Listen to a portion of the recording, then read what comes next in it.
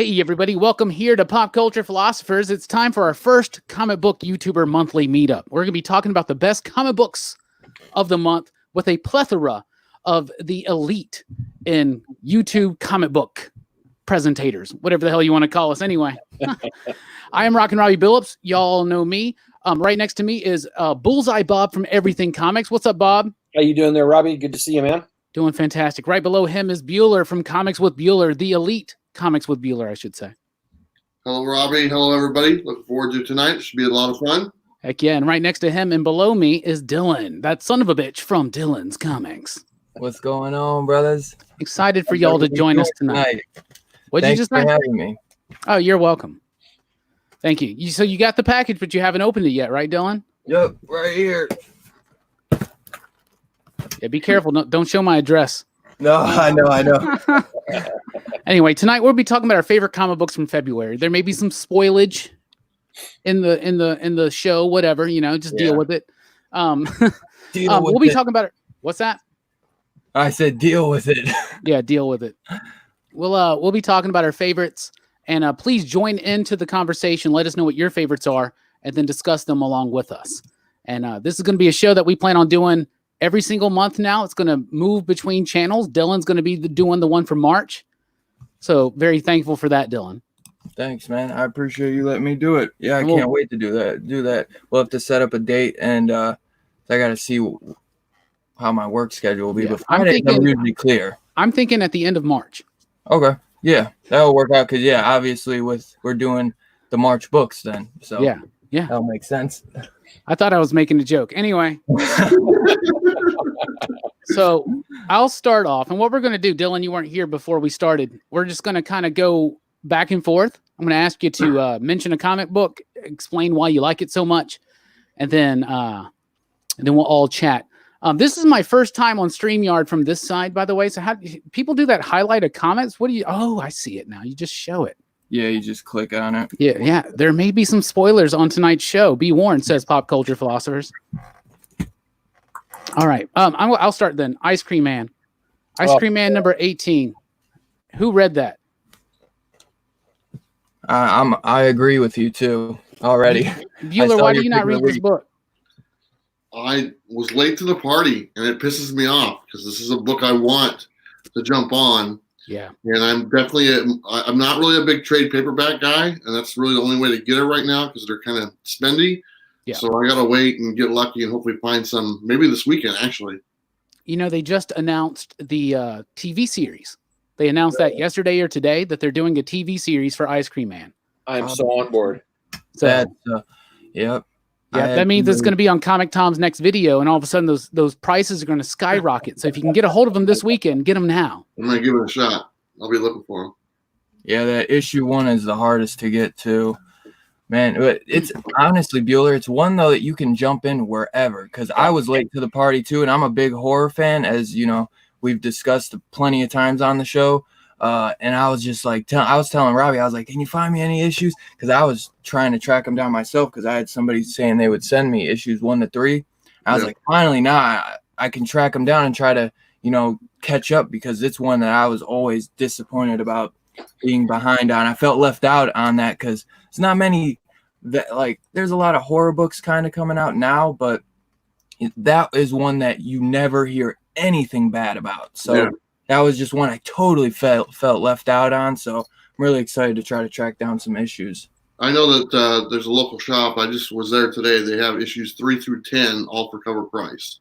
Oh, nice. So yeah. The only one that seems to have trouble finding at the moment is issue 1.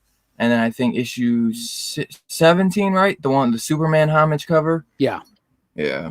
Confection Comics or whatever. Yeah.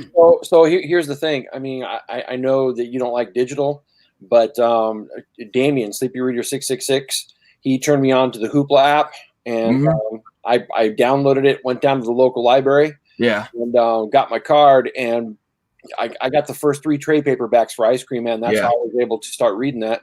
And I actually picked up my first hard copy of Ice Cream Man this week and read it the night before last. And I got to say, it's my pick of the month. Yeah. Yeah, me too. I hear you. I agree. So much. I mean, I don't normally get creeped out on horror stuff. I mean, I know the creepy elements, but that particular issue right there, the memory going. I know we're getting into some spoilers here, but making it a little gremlin that's taking the memories that flipped me out. It was so good, so well done, so well written. Yeah, and it's already on my pull list. Hey, Bob, is there ever a video where you don't talk about how much you love digital over physical media? You know what? No, bro. Yeah, we got physical media over digital. On the street, here you are telling him how much digital means to you and how you hate floppies. Oh, you know what? That's how I read though the first 4 issues of Ice Cream Man though as well. Hoopla, it's a great app, man. Because I pick up so many physical copies, but you can't read everything. So it's nice if you missed out on something and you can at least read it. And then I'll be like, yeah, I love this so much, I'm gonna buy it on physical now. So it's not even like sometimes it will help me decide whether or not I should buy it if I missed out on it, because my shop doesn't really order the indies that much. Like you have to specifically do it, or they just really order Marvel and DC stuff. As far as digital goes, I think digital is a great thing for readers, especially if you want to go back in the past. When I was growing up in the 80s and 90s, I would have loved to have been able to just buy comics in bulk online just to read them. I didn't care to actually have them. But I mean, obviously for the collector and all of us, we want the hard copies. I don't have the issues of Ice Cream Man. I have not been buying those actually. I've been reading them as they go, but I've been getting the trade paperbacks. I wish I would have bought them all now that there's a TV show. Yeah. But no, it's definitely something even worth just checking out stuff on an app or on digital. Ice Cream Man is great. And Bueller, just like Dylan said, you can just jump right into any issue of Ice Cream Man and you'll be fine. They all work on their own. They all exist on their own. Yeah. The writing is amazing. I have recently recommended this book to 2 people that work for us at the Deep, right? The comic shop I work at. And one of them came back and they were like, dude, that book gave me nightmares. And the other one was like, why did you recommend that book to me? Like, it gave me nightmares. It's really creepy, but it's not necessarily a horror comic book, right? It's a book. It's more like the Twilight Zone. Yeah, I would say. And it's tied together with this idea of this Ice Cream Man. But like, for instance, the Ice Cream Man didn't even show up in this issue. Yeah. But unless he's the Gremlin, which by the way was like the super creepiest thing. And I'm a big fan of Joe Dante's Gremlins and that Twilight Zone episode with Will Shatner. Right. So I thought this issue was amazing. It's about this old guy. He's like got dementia or Alzheimer's or something. He's losing memories. And just the way it was told was so beautiful, right? Yeah. They say it's a horror comic, but it's really kind of sometimes not. This is nothing evokes emotion in comic books right now like Ice Cream Man does. And Martin Morazzo, who's doing the art, and Chris O'Halloran's like look at the colors of that book. They're very sickly sweet. Like if you overindulge on ice cream and you feel like crap, you know what I'm saying? Right. You have a stomach ache. That's the kind of the color palette that he's using. The book is amazing, and it's one of my absolute favorites. Yeah, absolutely. And I would definitely call it an anthology series. You can hop in, wherever it is. It's like watching a good episode of The Twilight Zone or Outer Limits with this thread through it of the Ice Cream Man itself. I know the Ice Cream Man didn't show up in this book, but there was one scene where they were eating ice cream, and so I thought that was calling to it. So it's so well done. It's so well done. And even though it is an anthology, there is still an overarching story and mystery that's developing. But it's very, very slow paced. And there's even been an issue that's like almost solely devoted to that. But it even stands out on its own. But anyway, so Ice Cream Man 18, we 3 out of 4 say it's the pick of the month. Yes. So if you buy one comic book in February, buy Ice Cream Man. Great read. Because I've only read 1 to 4, and then I jumped right in on 18 from picking that up. So because I'm picking every issue up from now on, man. Like, it's awesome. If you can't get it, I'll bring it to you tomorrow, Bueller. Okay. Speaking of Bueller, He looks like he's drinking coffee in a prison right now. He's got the striped shirt. He's got the old like tin mug going on. I love these tin mugs, man. Those are cool. That's a mug of Pruno, bro. Yeah, there you go. Bueller, what do you want to talk about? What's one of your favorite comic books of the month? My favorite one, and we all have similar tastes, so this is going to be kind of fun. I just picked this up today. This is number 1 of this, but number 3 just came out this month. It's the Red Mother number 1. So number 3 just hit, and I think it was one of your top picks, Robbie. I know Bob liked it. I liked it. Dylan, I think Dylan liked it as well. This series by Boom Studios, the slow burn. So the first 3 issues, I mean, literally the only, there's some action in the first like 3 pages of the first book, okay? And since that plot point right there, it's been a really slow burn building up. Literally the last issue, number 3, mainly the issue was her trying to figure out this weird puzzle-shaped box. It looked like a heart, and it was like more than half the issue of her talking to herself, trying to figure out how to open this box. But for some reason, I was really intrigued to see her figure out how to open this box. She finally gets it done, and there's like a phone number or something like that she calls. There's another person that's going to be introduced into the series in issue 4. But by far, Red Mother, one of my top books right now for February, along with a bunch of other ones. But I know you guys all like it, so I'd like to hear your thoughts as well. Red Mother. I said Ice Cream Man. Red Mother was absolutely amazing. This book has been fantastic the entire way through, and the way you described that issue was perfect, Bueller. And the most of the issue is her trying to figure out this heart puzzle, and it reminded me a little bit of Hellraiser, just a little bit, Yeah. And Hellraiser is one of my favorites, like both the movie and the Hellbound Heart, the book or the novella, short story, whatever the hell it is. But Red Mother's so great, and the way that the pace has been set in this book, like I hope it's more than like 5 or 6 issues, because I would be cool with like a 20 to 30 issue run on this title, because I'm intrigued by the mystery. I'm intrigued by the subtlety of the story, and the artwork is great. It's crisp and it's clean, and it gets everything apart. There's no wasted space, whether it's dialogue or the line work. It's a fantastic book, and Red Mother has done nothing but impress me. It's a beautiful book. I mean, the artwork in it is just great. The tones that they use and the colors that they use fit really well. It doesn't seem like anything is out of place. It just kind of goes together. Yeah, absolutely. What do y'all think? This last story, was actually kind of separate from the first couple of issues, and it still worked really well. I was glued. I was intrigued. As a matter of fact, I loved the whole solving of the puzzle so much. I brought it home and had my wife read it, even though she doesn't like horror. Well, she's not traditionally a horror fan. And I thought that element of her trying to solve that puzzle, she'd really dig, and she did. She absolutely enjoyed it. And I don't know about you guys, but as I was reading the issue, I couldn't help but hear Nirvana in the background. And Kate Fox going on. Yeah.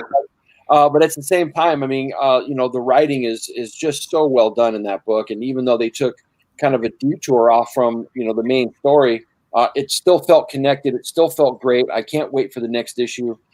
This new, kind of mystery guy who sent her this puzzle. I'm intrigued to find out what that's all about. I'm starting to get the feeling that the closer that the Red Mother gets, the closer it's coming to her. And I have a feeling that it's going to take her over at some point. But we'll see what happens. But I'm really, I can't wait to the next issue. And I love the slow burn on it. Heck yeah. Speaking of slow burn, what about you, Dylan?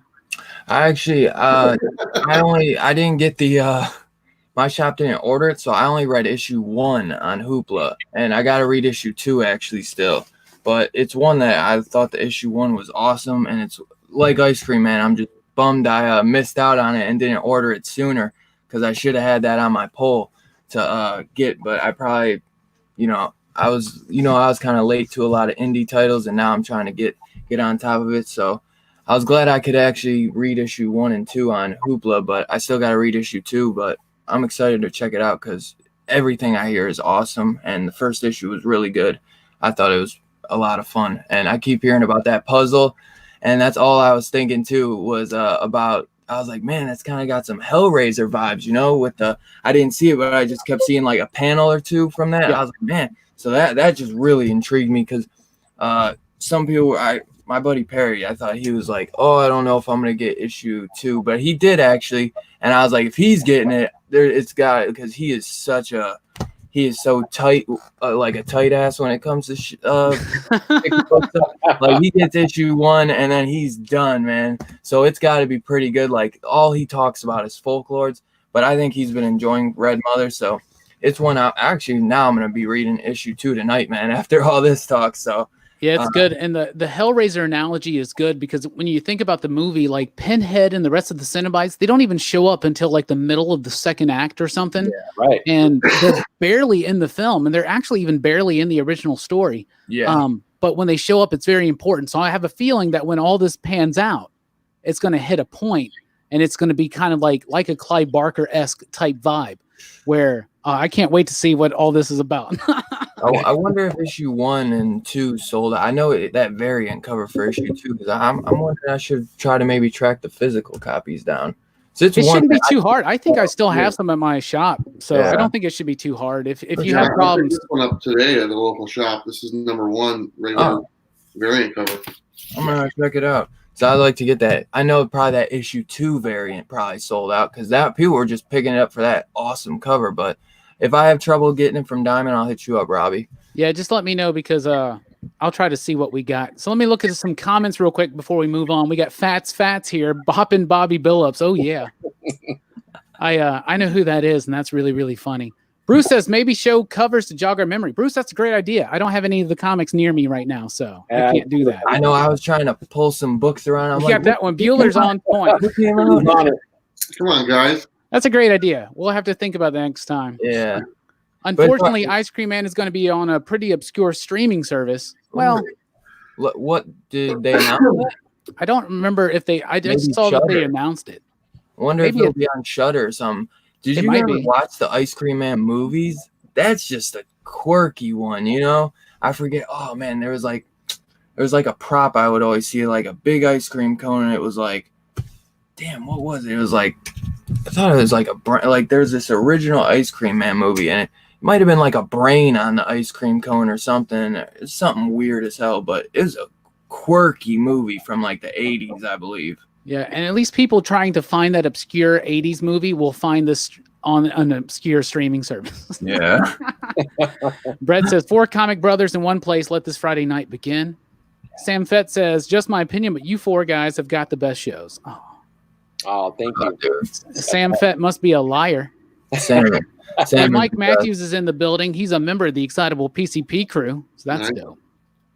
Brett says, just picked up Ice Cream Man #1 because Justin Richards, who just wrote Finger Guns, and his crew had good things to say about it. I'm sure we'll be talking about Justin and Finger Guns here in a minute. Yeah. A little bit here. I hear you. I actually just ordered the Jen Bartel variant because I totally forgot to add it because that was one of those secret variants. So I just ordered that today because that was more like blowing the emotions out. That was a cool one. Funko Fix Doggy likes Red Mother. So does Brett.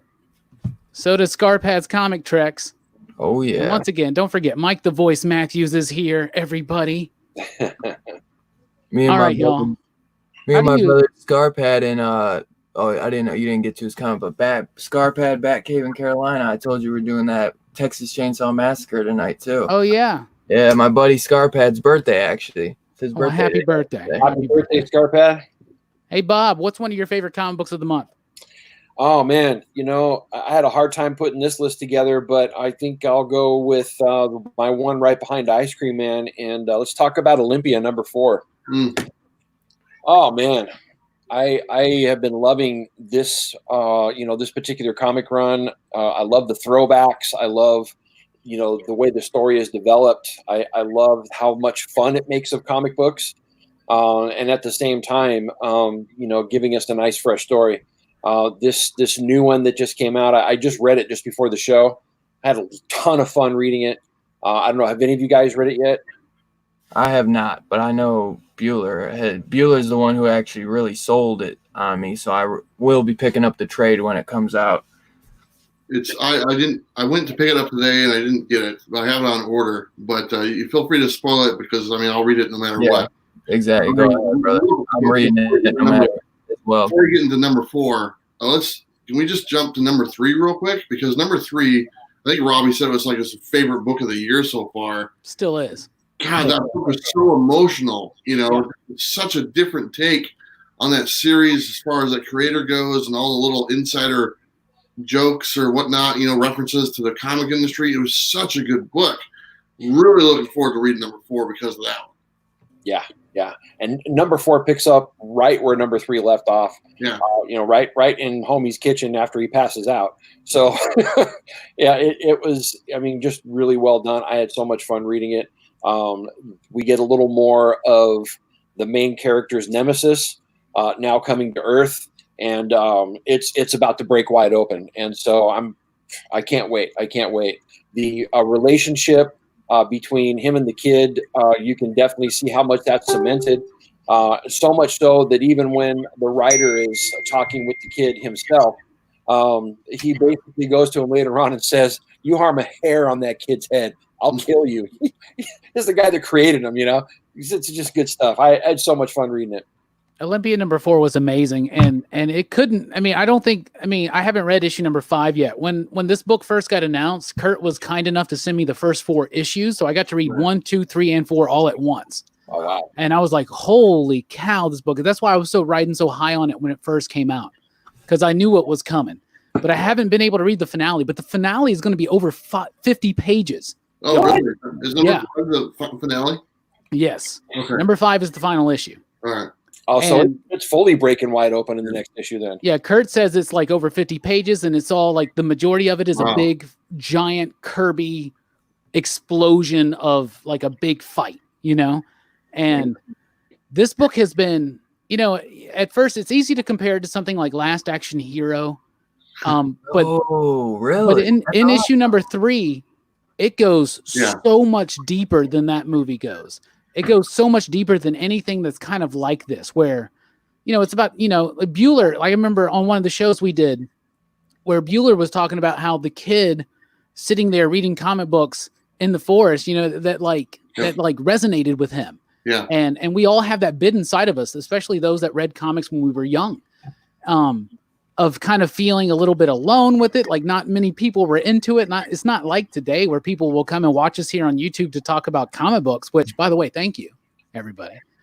But, it was kind of a solitary thing. And maybe a couple of your friends would think it was cool, but I don't know. So it's about his kid, and his favorite hero comes in, but it's so much more than that. It says so much about the industry. It's not only a tribute to Jack Kirby as far as his artwork and storytelling form and things, especially like New Gods goes, but it really is a tribute to what Jack Kirby and others did for the industry, the passion that they brought to it, and the tragedy and the losses that they had to suffer for it.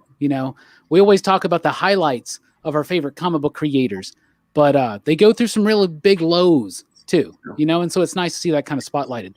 If you liked that 3rd issue of Olympia, if you haven't read the Ed Brubaker, Sean Phillips graphic novel Bad Weekend, it was part of the Criminal line. It was issue 2 and 3 of the most recent run.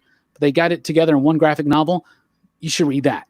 That book is amazing too. And it kind of hits those same kind of feels with a little bit of actual, they both had like realistic fictional touches to the actual comic book industry, but Bad Weekend speaks really directly about certain creators and their relationship throughout history. Dylan, speaking of bad relationships.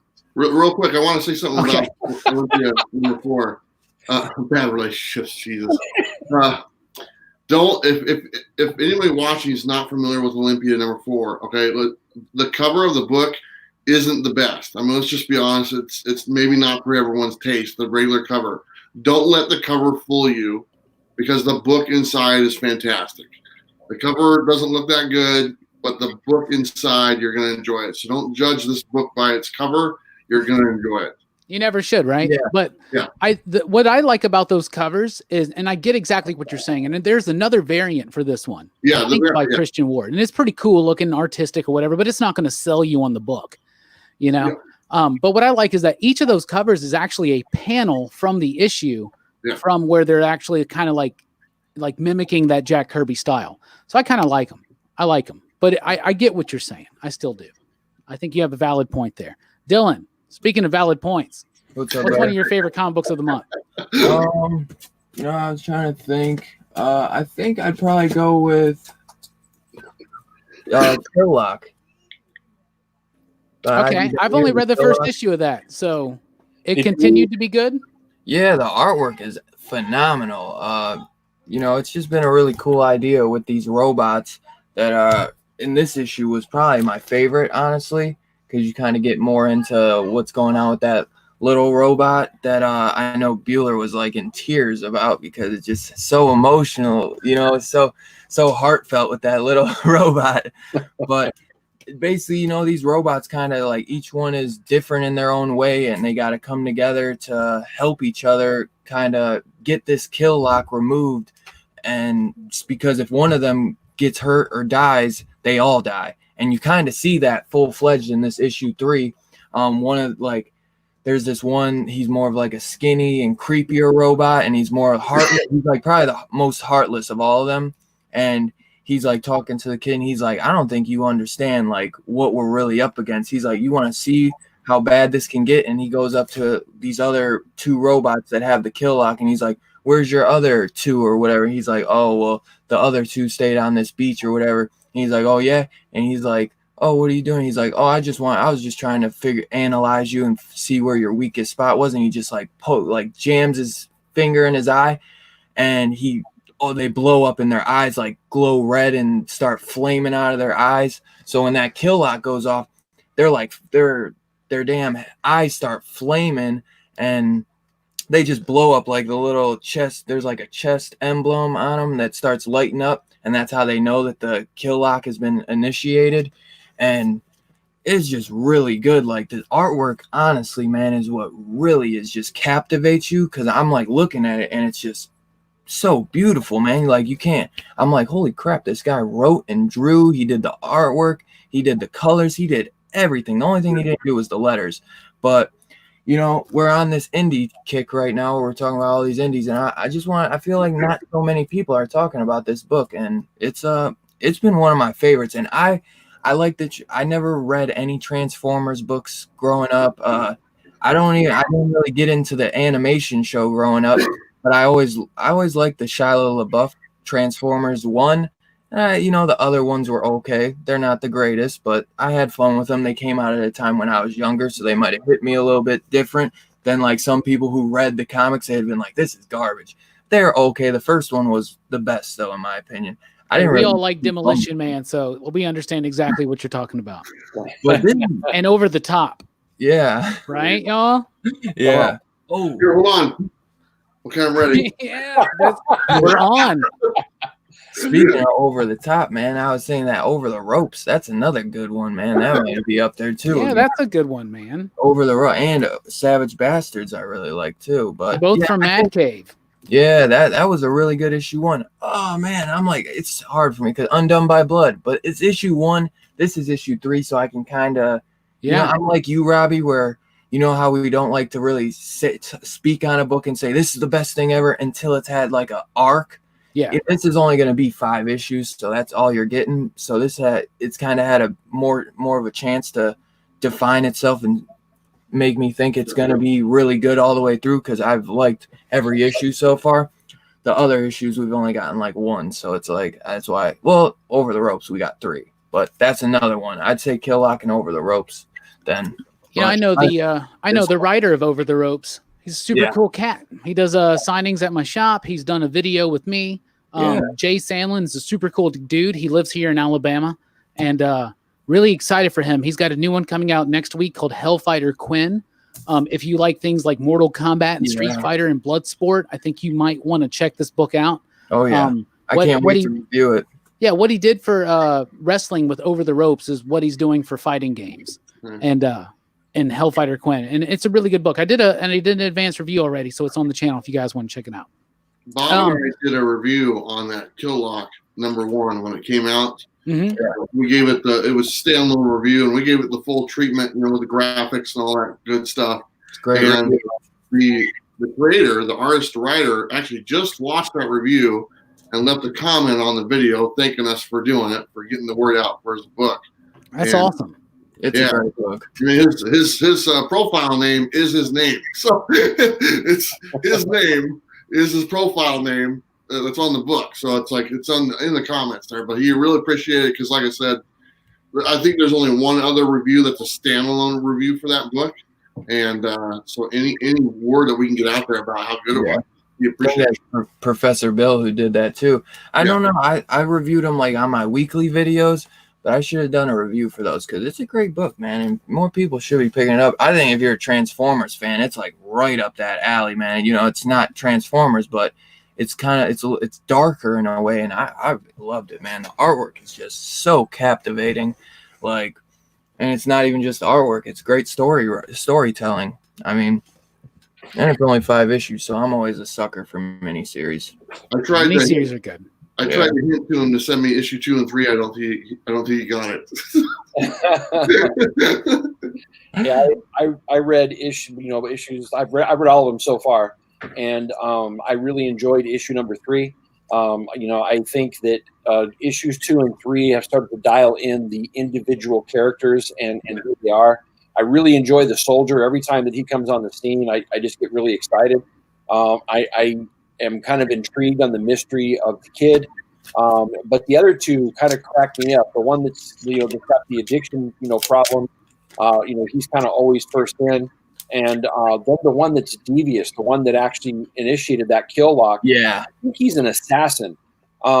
Just the way he's coming off in this last issue, they've really developed him a little bit more, and now I'm really intrigued by all 4 of them. So. Yeah, I think the writing is really well done. I love the painted style that he uses inside of this book, and the way he uses the colors. I mean, there's a darkness to it that just works.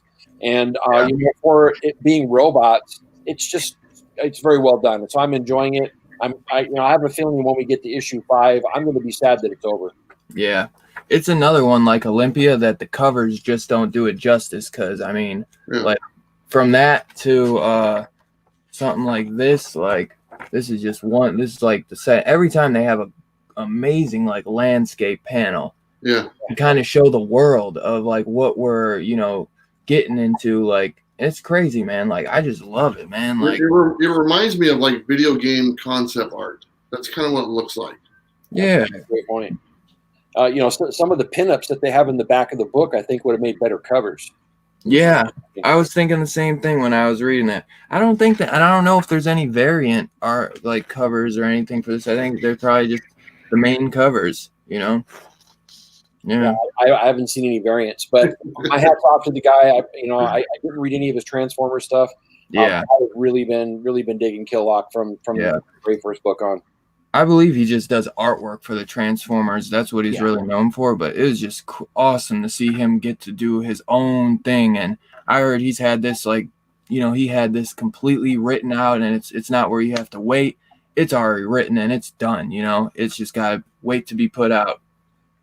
I only read the first issue of Killlock, and I gave it kind of a so-so review. And so I never read the rest of them because, when you have like 50 books you're wanting to take home, sometimes you cut it down to 40. Yeah. And y'all have just convinced me to get caught up on this book. So it gets better each issue. I would definitely say the world building continues, and that issue 3 just really, if people were digging what was going on with the kid and you felt bad for him and felt like heartfelt for him, issue 3 really is going to make you feel like, man, poor kid. You know what I mean? Like, it's just I liked it, man. And I'm like I said, I've not always been big on the Transformer stuff, but I like that sci-fi robot type stuff. So it was just a really cool one. And it's different. It's not like your normal comic book, and I've enjoyed it. I got to give a shout out to Bruce real quick for the donation he's made to the channel. He says, I also used to stick to classic Marvel, but since I got back into comics, because of Bueller, by the way, finding the indies is a lot more interesting. Thank you so much, Bruce, and I understand what you're saying. I think you get more passion in those indie comics. You get people putting out their best work. Marvel, DC, that's work for hire. That's stuff that, it's, to them, it's just a job. And definitely when they're going to be able to create their own property, you get much more of that passion and enthusiasm and even their better ideas through that. Just look at Jonathan Hickman.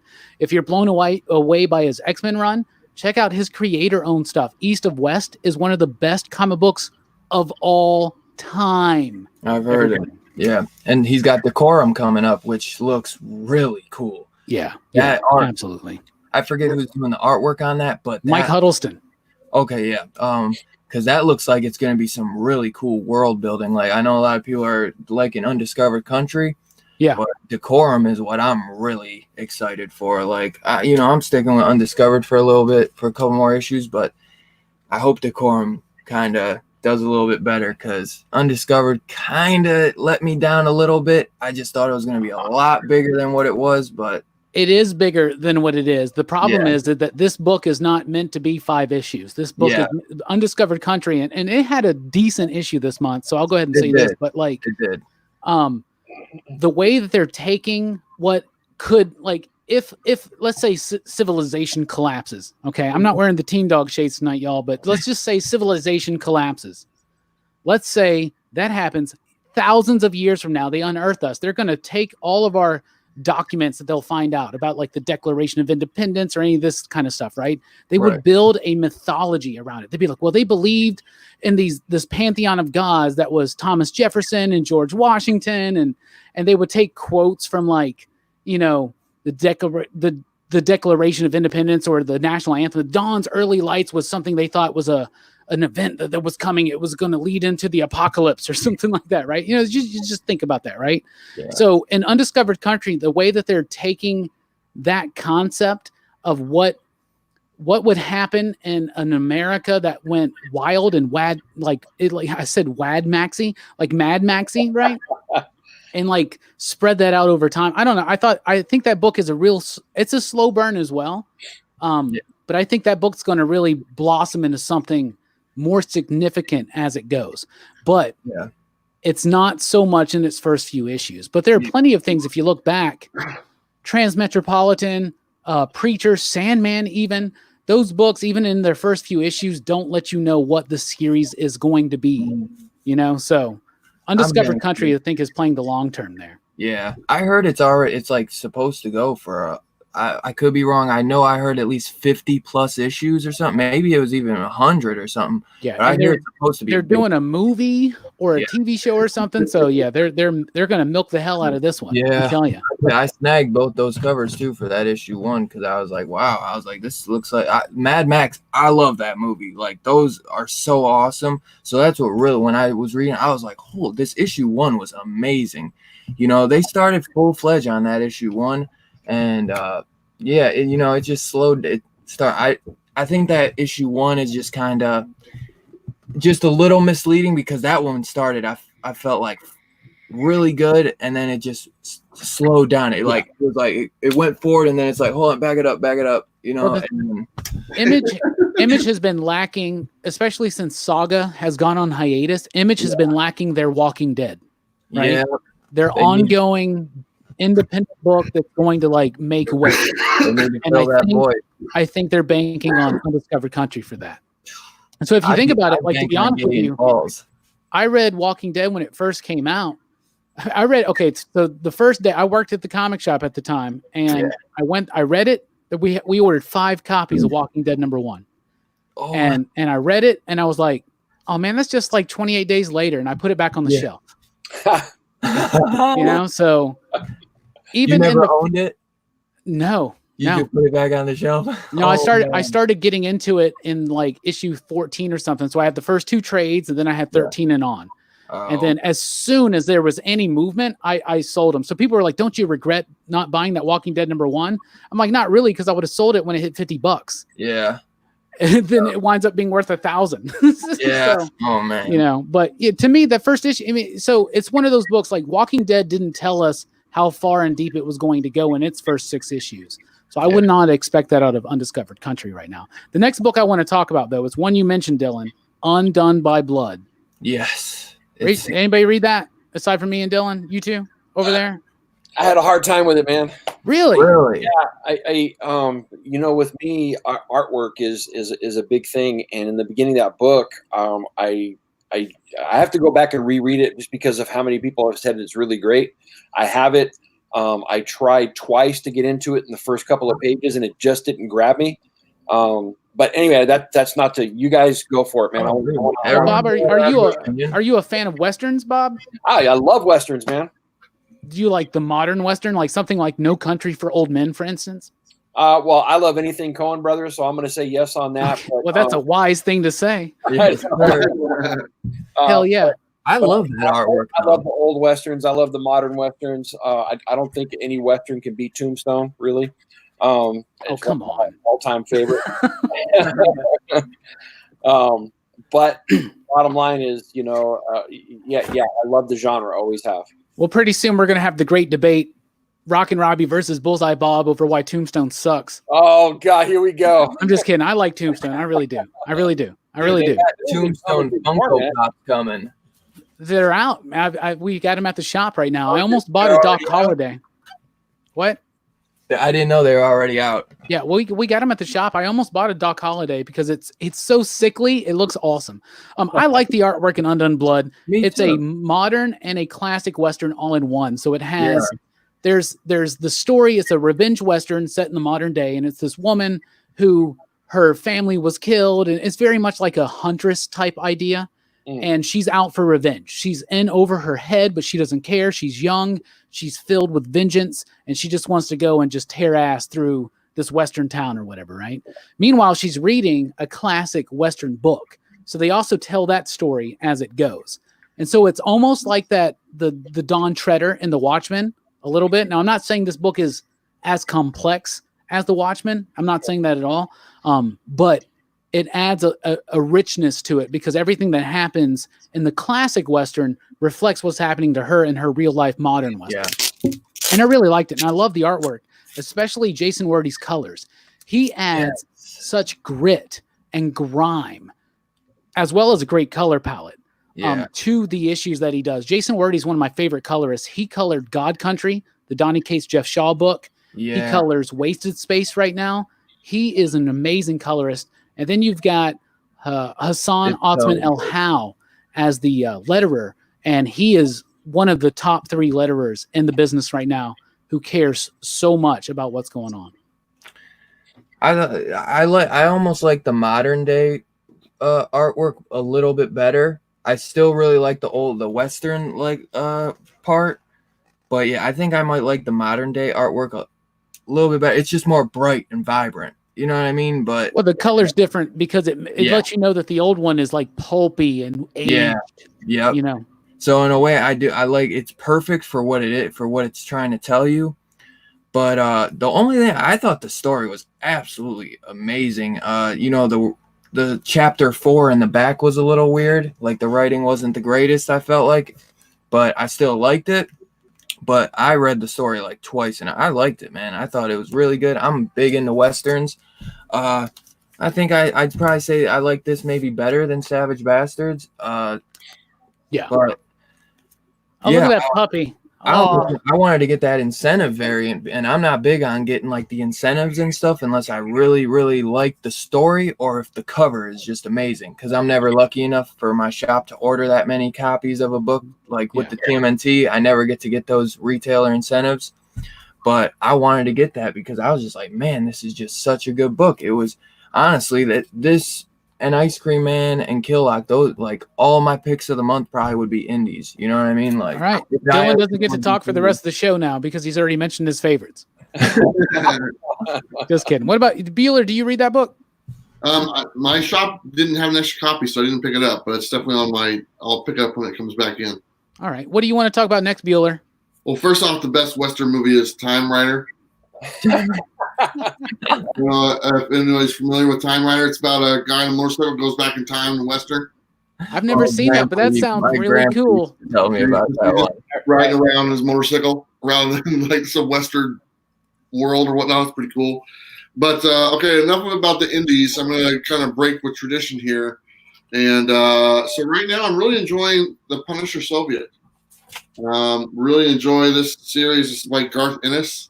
and he's always done Punisher justice for the stuff he's written for him. This series is basically about another version of the Punisher, like the Soviet version, and they're kind of meeting up for the first time. And so far, they've been somewhat friendly with each other and kind of going after the bad guys. But you see the writing on the walls that the two of them are going to collide. And it started to happen with this issue. This just came out this week, I believe. I like that issue a I lot. think it's only a 5 or 6 issue series, if I'm not mistaken.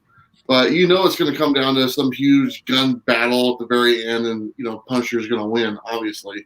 But really enjoyed this one. I know some of you guys liked it, some of you guys didn't. This is a Max comic, so it is supposed to be a lot more violent than probably what you're used to on a regular Marvel book. So if you're not aware of that, some of the previous issues are very graphic. Yeah. Like skin being torn off of bodies and all sorts of stuff like that. And so there you go. But Punisher Soviet, Marvel, I like that one.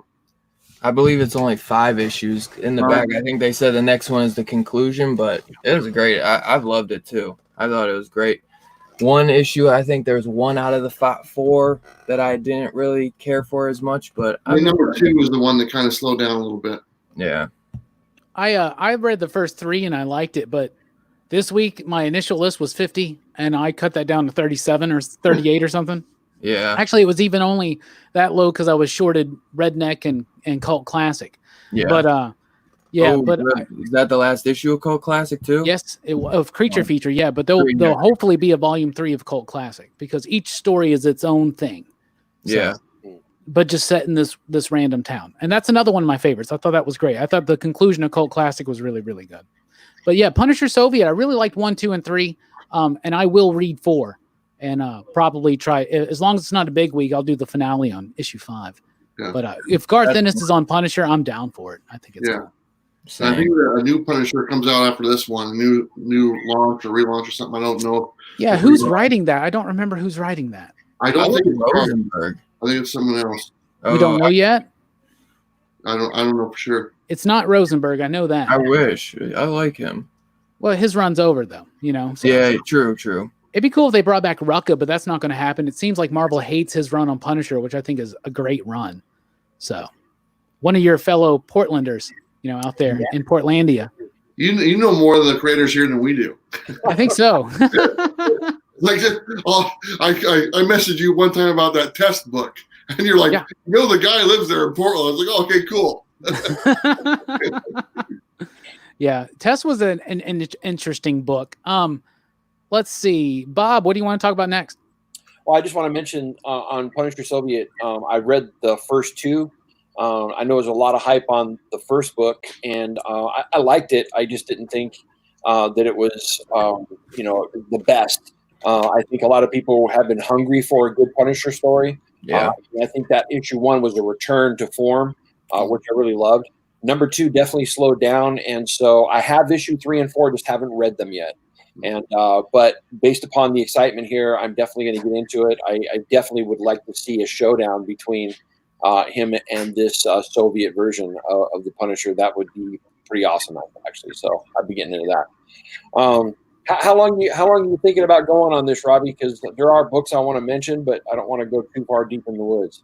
Well, I don't know, like an hour or 2. We're already almost nearing an hour. I'm cool to go for a while. I know Dylan's always down. Dylan's got a stream coming up. I know. I got over an hour.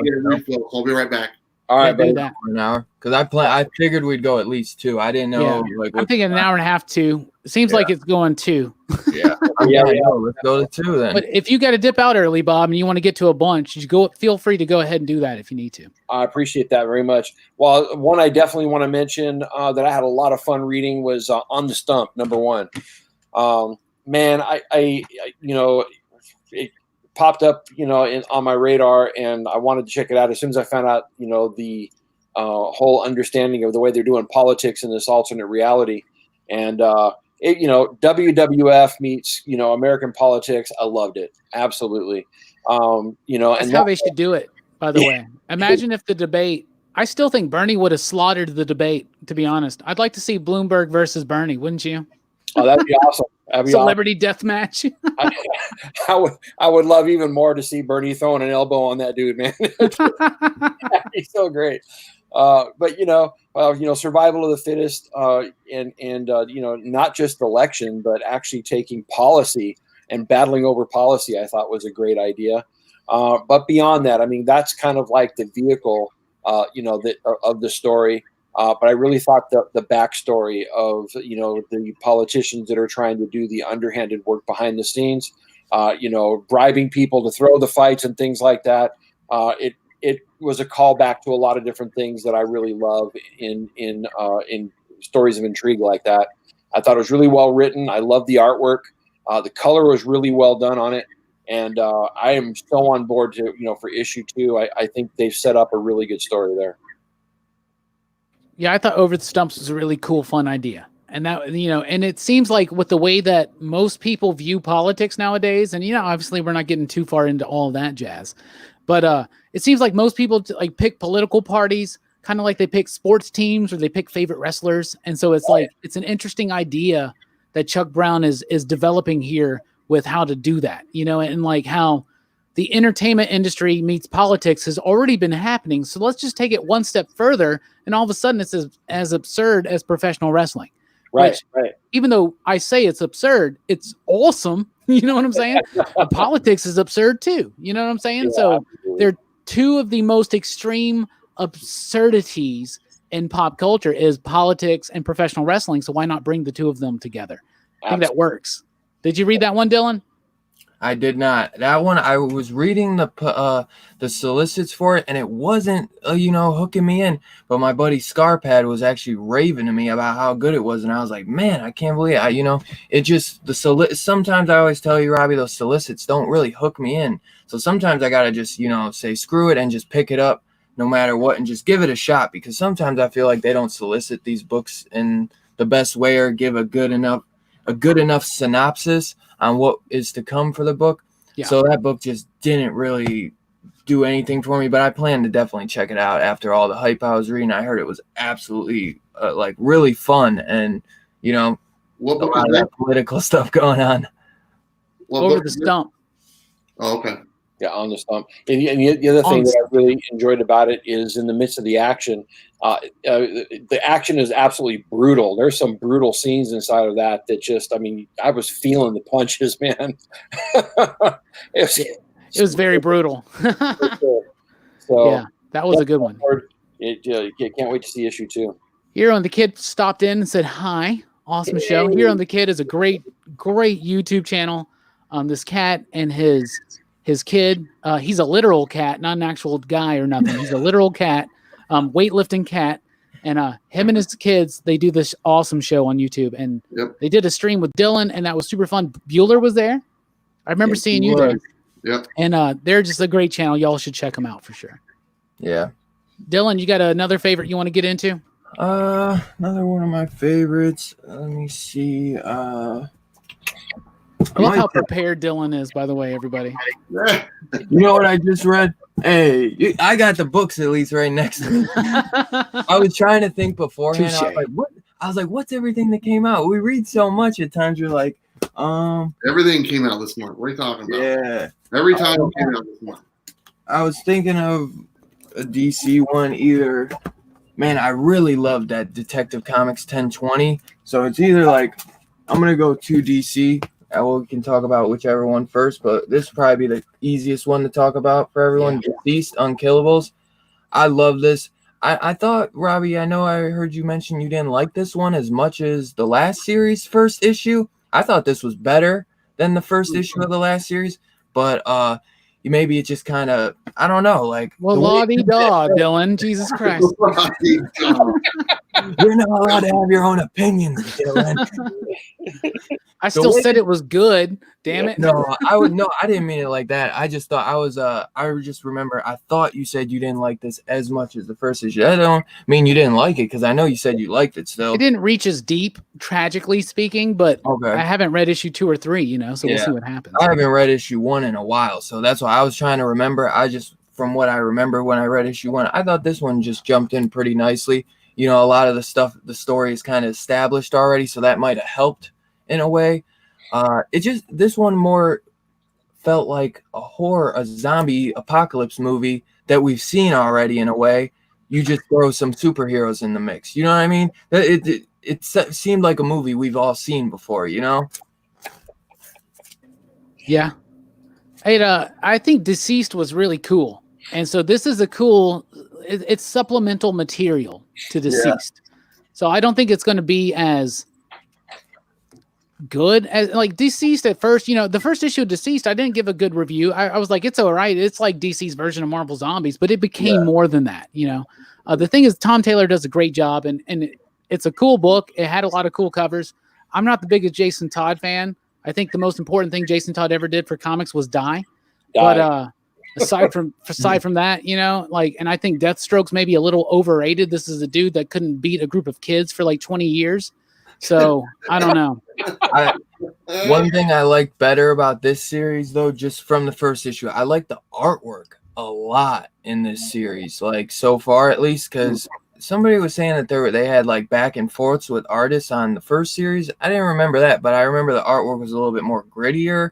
This seems a little bit more cleaner in a way, like a little bit more vibrant with the colors, but I thought the colors were really awesome in this. I liked it though. A little bit.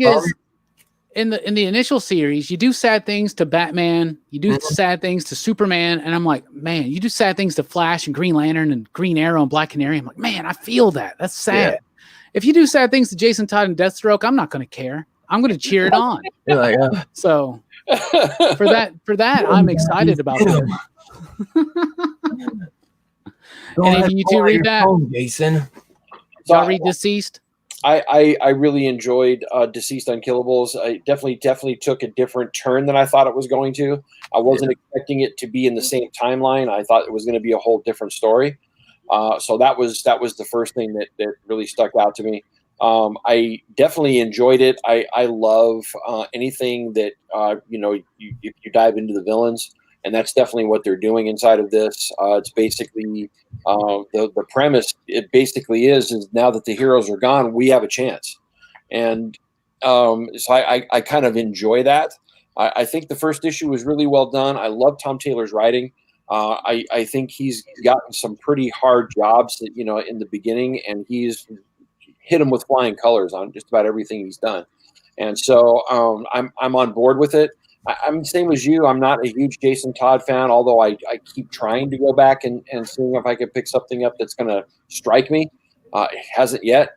And but I do like Deathstroke. I do like some of the other villains that are inside of it. I do like some of the imagery that they used. Putting the Joker on, the body of the Joker on the hood of the Batmobile, I thought was genius. Yeah, that was pretty cool stuff. But yeah, I enjoyed it. I don't think it's as good as the first, but it's definitely good.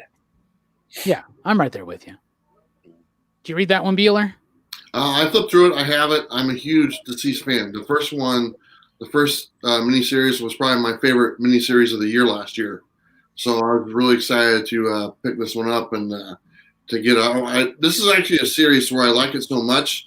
I'd like to have all 3 copies of the covers because they're great covers too. Yeah, the regular cover looked good, the Matina cover looked great, and then the horror movie homage covers, I like those. So I'm going to try to get all 3 because I enjoy this series. I think stuff like this is what DC's a lot better at than a lot of other like Marvel, I would say, because Marvel's arcing storylines kind of veer off in all sorts of different directions. I mean, Deceased, when that came out last year, that was concentrated in those 6 episodes. They had one little like add-on book. It was just a one-shot, but it tied in just fine because it was affecting the whole world. So this one is probably no exception. I'm looking forward to reading it. I like the art in this one as well, and I like the art in the first series. I thought they were both fit really good. I thought the art style in the first run fit what the book was trying to tell you. It's very gritty, bloody, and gruesome type thing. It fits really well. Yeah, this one's a little bit more comic booky looking. Yeah. Trevor Hairsine did the first one, and I like that grit that came with that. I thought that was really good. For my next one, we'll go ahead and talk about Alienated. Anybody read Alienated from Boom Studios? Back to We've done enough of the big two. Let's go back to. We'll get more. I'm giving you guys one more round to mention some X books, and then I'm going to throw in some X books there. But Alienated #1 was something I really, really liked, and I'm not usually the biggest fan of the work of Simon Spurrier. I think that I think his stuff is better read as trade altogether when you have a night to like invest and read something. But this one really captured me. I really liked it, and I really liked how. So the basic idea is that there's these 3 completely different people. They're kids in high school. There are 3 Sams. They're all 3 named Sam in some form or another. So which great. I love that adds such a charm to it that I thought was really funny. And they find this like alien artifact. There's also this like dipshit bully that's like running around the town and the school. And so it's very much like the experience of high school. And I'm very thankful for this, but I didn't have to experience high school today. You know, I experienced it in the 90s, and thank God we didn't have social media. Like, I wouldn't have made it through that. Like, I can't even imagine what it's like for kids today. I had a pager. I had a pager. Right? Yeah. If you had a pager in school, you were a big deal, man. You're a big deal. Yeah. It was clear plastic pink. I remember all these people had this clear plastic orange one, and I was like, that's a fire ass pager. I cannot wait. Yeah, they were out of the orange one, so I went with the hot pink instead. That's awesome. But Alienated really captures the essence, even for me, someone who hasn't been in high school in over 20 years at this point. It captured the feeling of it a little bit, and each character had their own voice, their own perspective. And the idea is they come across this alien artifact in the woods, and now they all share like telepathic abilities together, so they can each read each other's mind. I've actually been privy to be able to read issue #2 as well, and I was really nervous to read issue #2, but #2 kept it going so well. It adds more to the twist that happens at the end of issue #1, and it gets a little bit more deep into that, and that other bully, dipshit character. And so I issue #2 was really solid. It was my pick of the week for the second week of the month, but I liked it. And I picked it over Undone by Blood initially because it just had a better impact. And I always tell people on the channel to pay attention to the lettering. That's a book where the lettering is super, super important. And I love it. The coloring of everything. I mean, they literally... The different names and the different panels are different colors for a reason to represent the different Sams that are in the book. So the book can be kind of confusing because you don't see them talking to each other because they're reading each other's minds and sending messages telepathically. So you have to know what the colors are to know who's talking to who. I thought they did that very well. I wasn't confused at all. I was a little worried at first. It's like, what's going on? And then I caught it like that. I was like, okay, that makes sense. And it flowed really good. It's not one of my favorite Boom books. I mean, it's up there. I have some other ones that I like better. But it was a great first title to come out. It's their first new release of 2020. And so far, it's doing really good for them. So I'm excited to see the rest of them. And the artwork is nice. The artwork, the presentation looks really good. Solid title. Anybody else read it? Yep, I read it. I actually really enjoyed it. I'm a huge purporter of lettering inside of comic books, especially using different fonts, using different colors. I don't think it's one of the most underutilized tools inside of comics because literally you don't have sound. So to be able to use something that's supposed to be a representation of sound and putting it on the page in a different way really brings you in to what's going on. And I think this comic did it so well. To use the different colors to not only differentiate between the characters, but to keep it separate so that you could follow along while they're not actually talking to each other, but this is in their thoughts, was so well done. And really, there's not a lot that happens inside of the book. They get infected by this thing, and most of the rest of it is just their time inside of school that day, and you don't really have anything happen until the end of the book. And I was having so much fun just getting there. And they seem to adjust to it really quickly. I mean, they're like, oh, okay, we can read each other's minds. So it's like no big deal, By the end of the day, they're like, oh, it is what it is, whatever. In the second issue, they get a little bit more into the inconvenience of it. Yeah. But and what's like Bob, you said that not much happened. The majority of it was their day at high school. Yeah. But to a kid, that's everything. You know, Everything, like your day right. in high school is the most important thing that's ever happened to you. My day today in high school was the most important thing that's ever happened to me. Yeah. You don't understand. And Hey, if Bill, anybody's how watching old are this they, who's in Jim? high school, trust me. You've heard this a lot. I'm not bullshitting you. It does get better. Okay.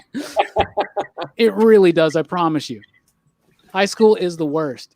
Just it's the worst. It's the worst. Not until your last year. Your last year, at least in my case, everybody all of a sudden liked me. Comics were cool. Wanting to make movies was cool. Being a pop culture nerd was cool, and everybody thought I was the coolest person. All of a sudden, my last year. I had No a idea. good time all 4 years, man. I don't know what you're talking about. Well, I had a good time all 4 years because I wasn't just a comic book nerd. You know, I was a band nerd as well. And, you know, we get wild, you know. But, no, yeah, it does get life in high school is not quite what it is when you get beyond that, you know. But Alienated was a great one. Did you read that one, Dylan? Yes, I did. I didn't actually pick it up on physical because my shop didn't have it, but you say that a lot, Dylan. Apparently, I mean, I'm not trying to call out anybody, but I think you have a shitty ass shop. I got a small ass shop, no doubt. And yeah, man, I wish he would order more stuff because I would be able to give things a shot a little bit easier than it's just if I don't order it, I don't get it. You know what I mean? But oh man, that one actually, I wish I would have ordered it because it wasn't really grabbing me. I didn't like it as much as Undone by Blood. I still liked it, and I feel like it has a lot more room to grow for issue 2. Yeah. And after you talking about issue 2, I'm a lot more excited to check issue 2. It's a good one. I would advise you, Dylan, at your shop to just be like, give me every new #1 that comes from Boom, Vault, and Image. Just no matter what, just give me every new #1. Right. And maybe but seriously, dude, if there's ever anything you need, just let me know. You know us. So I'm excited for that King of Nowhere that comes next week by the writer of Ice Cream Man. So that's going to be a fun one. I haven't read that one. I've got to look at, there's a new one from Zach Kaplan called Join the Future, I think. And I plan on doing an advanced review for that Sunday. So I haven't read it yet, but King of Nowhere is really good. You're going to like it. Which one? King of Nowhere. It looks really good. Okay. You'll like it. What is that? It's Aftershock, and to me it seemed like a Westworld, Western, futuristic type story. What's the King of Nowhere? No, that's the King of Nowhere is by Boom. Yeah, Join the Future is the Westworld one, right? Okay. Join the Future is the one that I thought maybe like Westworld. I could be wrong. If Bueller read it, he might be able to tell us more. But those both come out next week, I believe. Join the Future and what was it? King of Nowhere. King of Nowhere looks really good too. The way it looks like it's painted almost, the artwork. Yeah. No, I don't have access to the Future one. Okay. It looks awesome though. And I'll be reading it Sunday to do the review. I was going to do it tomorrow, but I got a podcast tomorrow. So, but that leads me to a question that I'll ask later on. Who did I just ask? Oh, that was me, right? We were just Alienated. That was me. So the Bueller, what's your next one to chat? And I got to, Bueller said one of his favorite things about my live streams was that I'll just leave to take a piss. So I'm going to go take a piss. He leaves. I'll be right back. Bueller, go ahead and start talking about your next favorite book of the month. All right, here we go. Now it's my show now. So everyone do me a favor. We're just gonna go off topic. I don't give a shit. So here's the deal, okay? Robbie, Pop Culture Philosophers, every week puts out his reviews. He saves me money because I watch his reviews all the time. He does a great job. Bruce, you did a super chat earlier. Thank you so much. If anyone feels the need to do a super chat for Robbie, the guy deserves it. He puts in the work. I don't know how he's able to sit there in front of a camera for 45 minutes and review every comic that comes out, but he does a great job at it every single week. So every Tuesday night, check out that video. You guys are probably all aware of it. So if you guys want to do a super chat for Robbie, please do so. He deserves it. He saves me money. He provides value to the community. And all the stuff he does is just awesome. So please, if you don't need your money, the month's almost over. You guys probably already paid all your bills. Just send it to Robbie. Trust me, he needs it. So there you go. But anyway, my book right here is one that's kind of topical right now. It's called Pandemica, #3. It's all about a virus that is killing a bunch of people. So this is basically about a virus that has been unleashed, and the conspiracy theory is that it's not natural. It was made or designed to affect certain races, and even like people of economic class. Bueller, well. I told you no current events tonight. Well, that's too bad. I don't care. Oh, I thought you were talking about the coronavirus. I'm sorry. This is the coronavirus. This is all about the coronavirus. But this thing right here, I've been on. It's only 3 issues. It only comes out once a month, and they got the number 4 comes out next week. This one has been just kind of it's an uncomfortable read, but I enjoy it because it's all about different races and stuff like that, and they're trying to focus on, eliminating certain races, which is really weird. I actually talked to Jonathan Mayberry. He's the writer of this book, and he's very proud of this work. And the simple fact that like there's like a virus going around now that's like killing people type thing, it's kind of interesting. I don't know if anyone's reading this book, but this one, it's not an easy read. Don't get me wrong. You're not going to sit there and read it and be like, oh man, I felt good about this book. It's very uncomfortable. Some of the subject matters and the wording in this book is not everyday conversation stuff that you want to have. But I think it's worth a read. It's actually one of my favorite books right now. And I think there's only 5 issues, so 2 more to go. So Pandemica, IDW, great title. I read the first issue and I thought it was okay, but I never read the rest. But I've heard you on your channel talk about it so much that, especially after tonight, I'm convinced. And I made a joke there about the coronavirus. I'm not trying to take that lightly or anything like that. But it comes with Carpad says tonight he's got the Paps virus, baby. That's a bad one to have. PBR's the devil. Not even Bob drinks that shit. Nope, not anymore. But, no, but you've got me sold, man. I want to check it out. That third one came out recently? It came out just at the beginning of the month, and then number 4 comes out next week.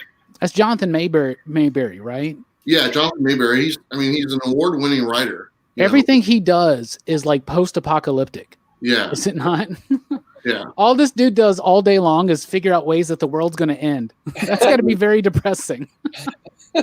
It's weird because like in that book, like the virus that's unleashed is initially just targeting certain people. It's targeting people of color or different regions of the world, and then it just kind of gets out of control, and now it's affecting everybody. So there's nothing they can do, and the people behind the virus are really, really racist. I mean, they're really racist people. They're like the white supremacist type, top-notch white supremacist people that are like, if another white person gets this virus, they're not a pure white person. That's what their philosophy is. It's really bizarre. Like I said, it's not a very comfortable subject matter, but the book, there's definitely a good and a bad side to the book. And obviously you're rooting for the good to come through in this book. But I don't know. It's a toss-up what's going to happen. Mike, the book is Pandemica that he's talking about from IDW. Pandemica. What about you, Bob? What else do you want to talk about, or if you want any thoughts on Pandemica or whatever? I haven't read Pandemica yet, but based on my buddy's reviews, ever since he started talking about it, I have definitely been intrigued. I have opted to wait until the trade paperback comes out, and then I'll read it all at once because it is pretty heavy. And I can't wait to get into it because anything that's going to affect my buddy that way, man, I definitely want to check it out because I respect his opinion. So definitely something I'm looking forward to reading. I would be remiss if I didn't talk about this book. And in the month of February, we've had 2 issues come out. I'm talking about Daredevil number 17 and 18. Oh, God. You knew it was coming. But I do have to say... let me know when it's over. So I agree with Robbie on this. It's definitely one of Marvel's most consistent books. It has been for a long time. Chip Zdarsky, like I said on my reviews last week, my hat's off to the guy because he absolutely does understand the character. You can definitely feel the love that he has for the character. And I've just been enjoying that title so much. The artwork has been great. The cover, the cover artwork has been great. The transition between Marco Checchetto over to Jorge Fornes kind of threw me for a bit because I was loving Checchetto's artwork, and so that first issue I probably rated it a little bit harshly. But Jorge Fornes, man, I got to tell you, the grittiness that he brings just to the street level stuff is so well done. It really fits with what's going on inside of the story. Is he not like David Mazzucchelli? Absolutely. Right? That's a great pull right there. A great parallel analogy right there. It definitely reminds me of Mazzucchelli. But really, what's been going on inside of the book? Again, this is another story of Matt Murdock being born again from the ashes, and I don't mind that. Zdarsky has found a way to do it in a whole, just really cool way, and I think that issue number 17, when he went through having to go ask forgiveness of the mother of the kid that he killed in the very first issue, that was what Matt needed to do to move forward, and he really nailed that scene. I was almost in tears because it was just pretty well, so well done. And then once that was over with, him coming together with I can't think of the cop's name. Anyway, those two coming together. Yeah, finally is what I've been waiting for, and he's just nailed it. The way that he's written Fisk is some of the best stuff I've read in a long time. And the culmination of this last issue when he's on the bed still recovering, and the Stromwin twin or the Stromwins basically letting him know, we know you didn't give the order, but we're cleansing the city. It was just a great scene, and then of course the very end of the book. The crew that they've got together to cleanse that city, I can't wait for the next issue. It's about to blow wide open, and I love the way Zdarsky's been writing Daredevil. I've heard some people say Zdarsky's only doing what Miller and Bendis and Brubaker did, and I'm like, well, Bendis and Brubaker only did what Miller did. So really, so the only Daredevil you run is like that you like is Miller. After the extended period that was the Mark Waid run, right, which took Daredevil in a more old school, flamboyant, and fun direction, right? I think this is the perfect response. Notice I'm skipping the Charles Soule run because that was terrible, but this new run's been amazing. I've really been liking it, and if you like Daredevil at all, this is a quintessential Daredevil run. It's really fun stuff. Absolutely, and those other writers, but Bendis, he wrote a much grittier, but definitely pulling off of what Miller did. Brubaker was more brutal, pulling off of what Miller did. But I got to tell you, even though you can make some parallels that Zdarsky is doing the same thing, he's brought a life to the character that is so well relatable. And it's so in line with who Matt Murdock is. I hats off. Love him. We got some people in the chat saying that Chip Zdarsky should be writing Fantastic Four. I've been saying that on the channel ever since Marvel 2-in-1 came out. I still say that. And notice tonight I'm not talking about Fantastic Four. Dylan, speaking of Fantastic Four, we have Fantastic Four people here, including you. I think you're our Johnny Storm. Yeah. I think I'm Reed. I think Bob is the Thing. I think you're Johnny, and Bueller, I'm sorry, but you're Susan. But she's the most powerful member of the Fantastic Four. Let's be honest, okay? Watch this. I'm going to use my power. Invisible. What about you, Dylan? What do you got to say? What's your next book you want to talk about? I'd probably say, I'd probably go with that Batman Detective Comics. I just read this before, so maybe I'm just got a little buzz from how good this issue was. But plus, it's Two-Face. It's a great. Two-Face is the best Batman villain, but I can never say he's my favorite. I always have to say he's my second favorite. Because that's what Harvey and Two-Face would want me to do. There you go. That was amazing, Bueller. How'd you do that? I've really enjoyed Batman Detective Comics, though, since Tomasi's jumped on the run. I thought, one of the arcs, it was okay. That Deadshot one, that was probably his weakest. But overall, I've liked what he's done with Detective Comics. Not every arc has been amazing, but this one is shaping up to be something awesome. I've been waiting for some Two-Face, so this cover was just really cool. And the artwork in this was like the way they made Two-Face, like all his burns and stuff just looked so creepy and well done by the artist and the colorist. But that like cult of Two-Face that he's rounding up, that looks really fun. So, man, I'm a big Two-Face fan. As Robbie just said, he is himself. I always loved Tommy Lee Jones. That's one of the best things to come out of the Batman and Robin movies. But dude, Tommy Lee Jones played the perfect Two-Face that would have fit perfectly in that Adam West Burt Ward series. You know what I'm saying? Absolutely. Yeah, definitely.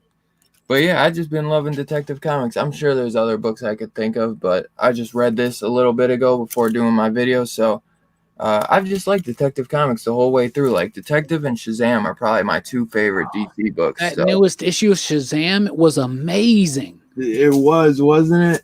Oh my! Jeff Johns is doing such a great job with this book of like, and I have never read the entire history of Shazam or Captain Marvel, right? I've never read the entire history, so I don't know how much of this he's pulling from old school. But to me, it seems like he's doing the same thing he did with Green Lantern, which is kind of reinvigorate and redefine the franchise and the mythology that's behind Shazam. That book's been amazing, and he brought in Superboy Prime again. And so many people have their problems with Superboy Prime.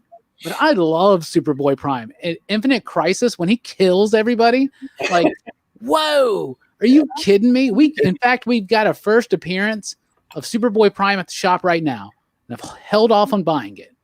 Mike, if you're still here, put that in my box. God damn it. Is that what he's being released? Like, is that why he's been locked up because of killing everyone in Infinite Crisis? That, and then he was part of the Sinestro Corps war. Jeff Johns has been using him for a while, and he's the Superboy from the Silver Age is what he is. And knowing that, like, you know, I grew up, you know, reading a lot of the old school stuff. Yeah. And to see Superboy, who I had read many of his comic books, because Adventure Comics, by the way, from that era they're very easy to find. There's some of the Silver Age books that you can find pretty cheaply, you know? Yeah. And, to see him come in that, and like, man, it just blew me away, man. You gotta be kidding me. I just love this kid. And like the idea, it's on the wall, Mike. It's the first appearance of Superboy Prime. It's like a DC Comics Presents or something. It's up there in the modern age near the first appearance section, Mike. So if it's not, I'll grab it in the morning if you can't find it. But I just assumed you're at the shop right now. Mike obviously is not only a member of the Excitable PCP crew, he works with me at the Deep as well. I know, he messaged me on IG. He's like, I'm at the shop, so if there's anything you want me to pull for you, I'll check for you. Yeah, any of these streams we do, Dylan, that Mike is watching and he's at work, he's the one. Like, I feel bad because Dylan's always sending me messages like, hey, do you have this? I'm like, yeah, we got it. And then I forget about it for days. I'm the worst at my messages. Even ask Mike. Like, Mike's my personal friend. Like, he knows me in real life. I see him every day, and I never respond to messages. I never call people back. I never do any of that. I'm a terrible fucking person. I'm like Superboy Prime. Anyway. Hey, well, I got Mike in the IG, so now if I ever have a question, I can always Mike will hook you up. Mike knows exactly what to do. So I told you guys I'd give you a round till we brought up some X books. And I want to bring up some X books because I think that first of all, there were 2 issues of X-Men this week. Yeah. I mean, this month. And there were 2 issues of X-Men Fantastic Four. So since everybody was talking about Zdarsky on Fantastic Four, ever since Marvel 2-in-1, I've said Zdarsky should write Fantastic Four. They gave it to Dan Slott. Yep. It's decent. It's okay. But it's not blowing me away. Chip Zdarsky, with what he's doing with X-Men Fantastic Four in just 2 issues, has once again told me, yes, this cat needs to be writing Fantastic Four. Seriously. He understands all of the characters. Somebody came to the shop and they were like, don't you think Reed is acting out of character? I'm like, no, not at all. I've read every single issue of the Fantastic Four multiple times. I have been reading the adventures of the Fantastic Four since I was 5 years old. Reed's doing exactly what Reed would do. You know, Doom's doing exactly what Doom would do. The X-Men are doing exactly what the X-Men would do in this new Hickman world, you know, but I use my hands a lot, Bueller. But oh wow. That's a great effect, buddy. Dude, that's great. That's great. Okay, then you just shifted me completely. What's your favorite Kevin Smith movie? We're doing a podcast tomorrow about Kevin Smith, right, y'all? Mm-hmm. So we're doing a podcast, and in the podcast, to do a whole segment about social media. We'll get back to the X-Men in just a second, y'all. See, I'm like stretching. Anyway, so I want to give each and every one of you three here a shout out on the show. And in order to do so, I need to know what your favorite Kevin Smith movie is. Bob? I've had a long relationship with Kevin Smith and his movies, but I have to say I got to go back to the very first one. I'm going Clerks, man. Oh, that's a great pick. Absolutely love Clerks. It's one that I probably out of all of them have rewatched more than the others. Of course, I love Mallrats because you got Stan Lee inside of it. I love Dogma because he really went up against his own belief system and making it. So there's a lot of great Kevin Smith stuff. But really, when it comes down to it, what he did in that first movie, making it basically by pulling out credit cards to make it, that's going to be my pick, bro. That's a good one. I just actually rewatched Clerks last night, and it holds up still. Like, it's still one of the funniest movies I've ever seen. I watched that movie in high school, and it blew me away. Absolutely. And it's great. What about you, Bueller? Rob Worth says Dogma. Dogma is probably my favorite. Dogma is great really one. good. Love that one. Always enjoy that movie. I think I have the collector's edition. It has a bunch of extra footage, but I just like the dialogue in it. It's just the subject matter and everything, and just his take on religion and stuff like that. I find it interesting, the spin he puts on it. And I don't know. I enjoy stuff like that. People's different takes on stuff. So it was one of his movies to where it wasn't just like a comedy movie or a slapstick type thing. It actually had a little bit of meaning behind it, what they were saying.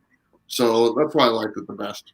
That's a good one. And like Bob had mentioned too, like he's going up against his own upbringing. He's going up against his own tradition. That takes more balls than making a bunch of dick and fart jokes. Absolutely. What about you, Dylan? What's your favorite? Man, I love all of his movies, but I guess it would be Yoga Hosers. Totally kidding. Totally kidding. Oh, okay. I was like, initially I was like, no. And then I was like, well, I'm just gonna let him have it. He's younger than us, I guess. So no, I'm totally joking. That is his worst movie. But it would probably be Jay and Silent Bob or Clerks. Strike Back. Yeah, Strikes Back. It would either be that or Clerks 2, but I'm gonna go Jay and Silent Bob Strike Back. Because that one is just so funny, man. Have you watched Reboot yet? Which one? The new one? Yes, I have. I like the original better. But I just watched Reboot the other day, and it actually surprised me how much I enjoyed it. It made me feel very old because I was like, man, this movie was 20 years ago now.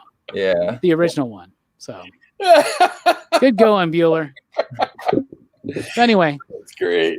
Some really good X-Men books this year. Better? I mean, this month. What's that?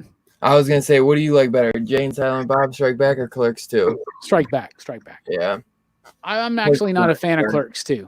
I really don't like Clerks 2. I wasn't going to call you out and be like, Clerks 2 sucks, you piece of shit.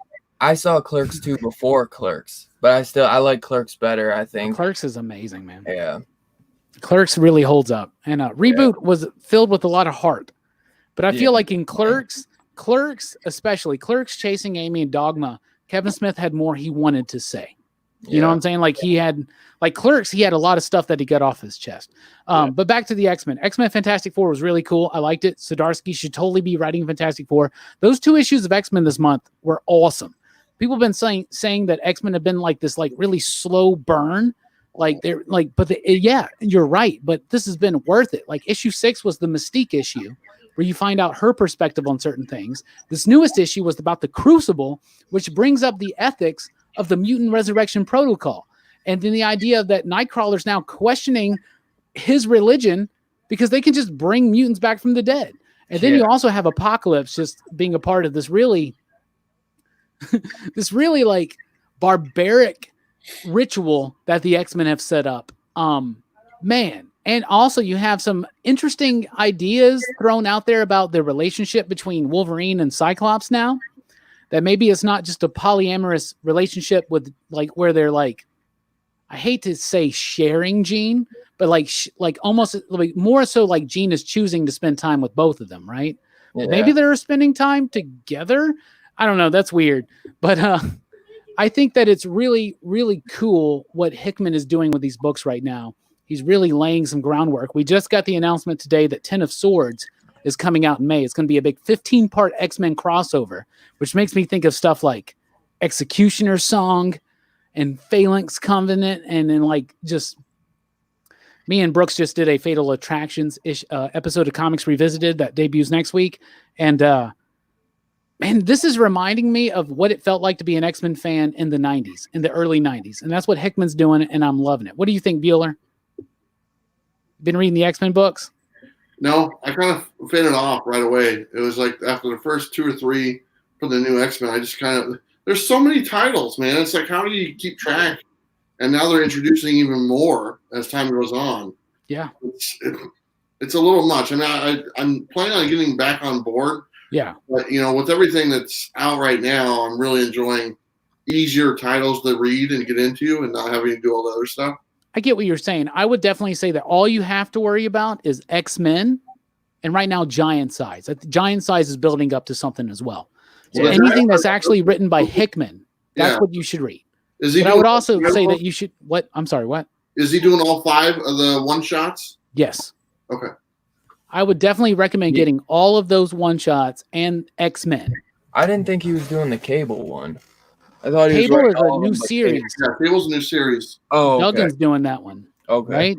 That's what I thought, yeah. I think that's Gary/Jerry Duggan that's doing that one. I would also say that X-Force and Marauders are really good. So I would also recommend those ones. I think those are the 3 to worry about. Yeah. And then we'll see what happens. You know, X-Factor's got some decent ideas behind it. Hellions, I'm not really looking forward to. I'm looking forward to Children of the Atom. I really am, to be honest about that. Hey, Sleepy Reader's here, everybody. Hey, what's up, buddy? Good to see you, man. Every time I think of y'all, by the way, I think of that damn song from Portlandia, The Dream of the 90s is Alive in Portland. And, you know, I went to high school in the 90s, and, you know, that song speaks to me. So Bueller's just having fun right now. I'm using my powers, man. Who else is reading X-Men right now? Bob, Dylan? Yeah, I haven't read the latest issue.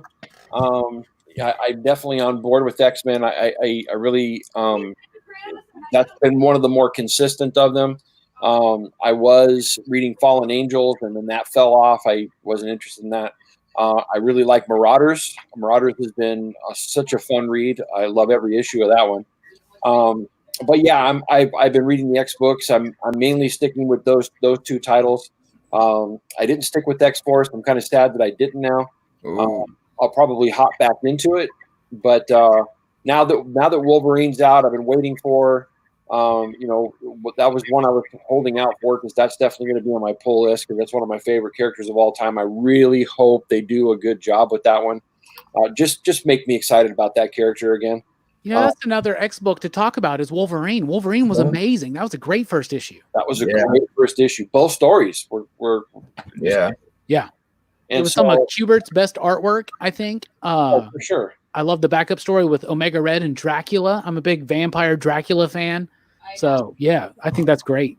I was definitely very interesting. I'm a huge Omega Red fan, too. But, yeah, I've definitely been on the X books. I just haven't read the latest one yet. But I got to tell you, Zdarsky writing X-Men versus Fantastic Four, he's killing it. I loved the first issue. I loved all the relationship dynamics that he played out there. In this latest issue, I really dug the whole the way they're hiding from the Fantastic Four, the fact that they have no idea where the kids are at in this whole thing that happened out in the water. And then that last page with Doom, I sent you a message earlier today, Robbie, because I was like, did I see what I think I just saw? Yeah, that was a big deal, right? That was amazing. I'm surprised they haven't done Doom Sentinels since, yet. I'm surprised this is the first time we've seen that. Exactly. But isn't it so Doom? I mean, it is. I just loved it. And so I think that you're right. Zdarsky should be writing the Fantastic Four. He definitely understands the characters. And I would love to see him come onto the X-Men at some point. So, Oh man, that would be cool too. yeah. Dylan, you reading these books? Yes, sir. The only one that I stopped reading, I dropped at issue 6, was Excalibur. So otherwise, I'm reading all of them. I think X-Men 7 was really good. I thought the Jean Grey one was actually really good. You know, even though it was more of a silent issue, I felt like that would kind of stray some people away.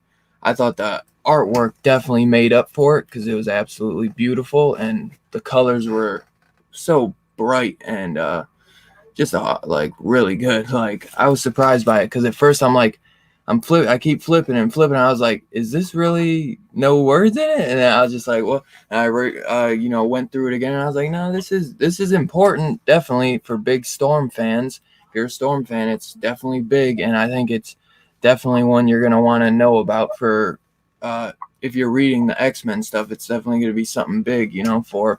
Also, they're doing 5 of these giant-sized one-shots. So it's Jean Grey and Emma, and then they're doing Nightcrawler, Magneto, Phantom X, and Storm is the last one. And Storm is a bookend that continues kind of or finishes off the arc that started with the Emma Frost and Jean Grey one, which was cool. I'm excited about is the Magneto one. Yeah, me too. That one got pushed back too. Yeah, it did. It was supposed to be the next one. Now it's going to be Nightcrawler. But Alan Davis is doing the artwork on the Nightcrawler. And then we got Magneto. And I think the Phantom X one is going to explain a lot about Phantom X and Magneto and what's going on. And Hickman said that because you remember, Xavier took over Phantom X's body in the Astonishing X-Men run. That's how he came back to life post AVX, right? And so then he said that when you first read House of X, that is Phantom X Xavier.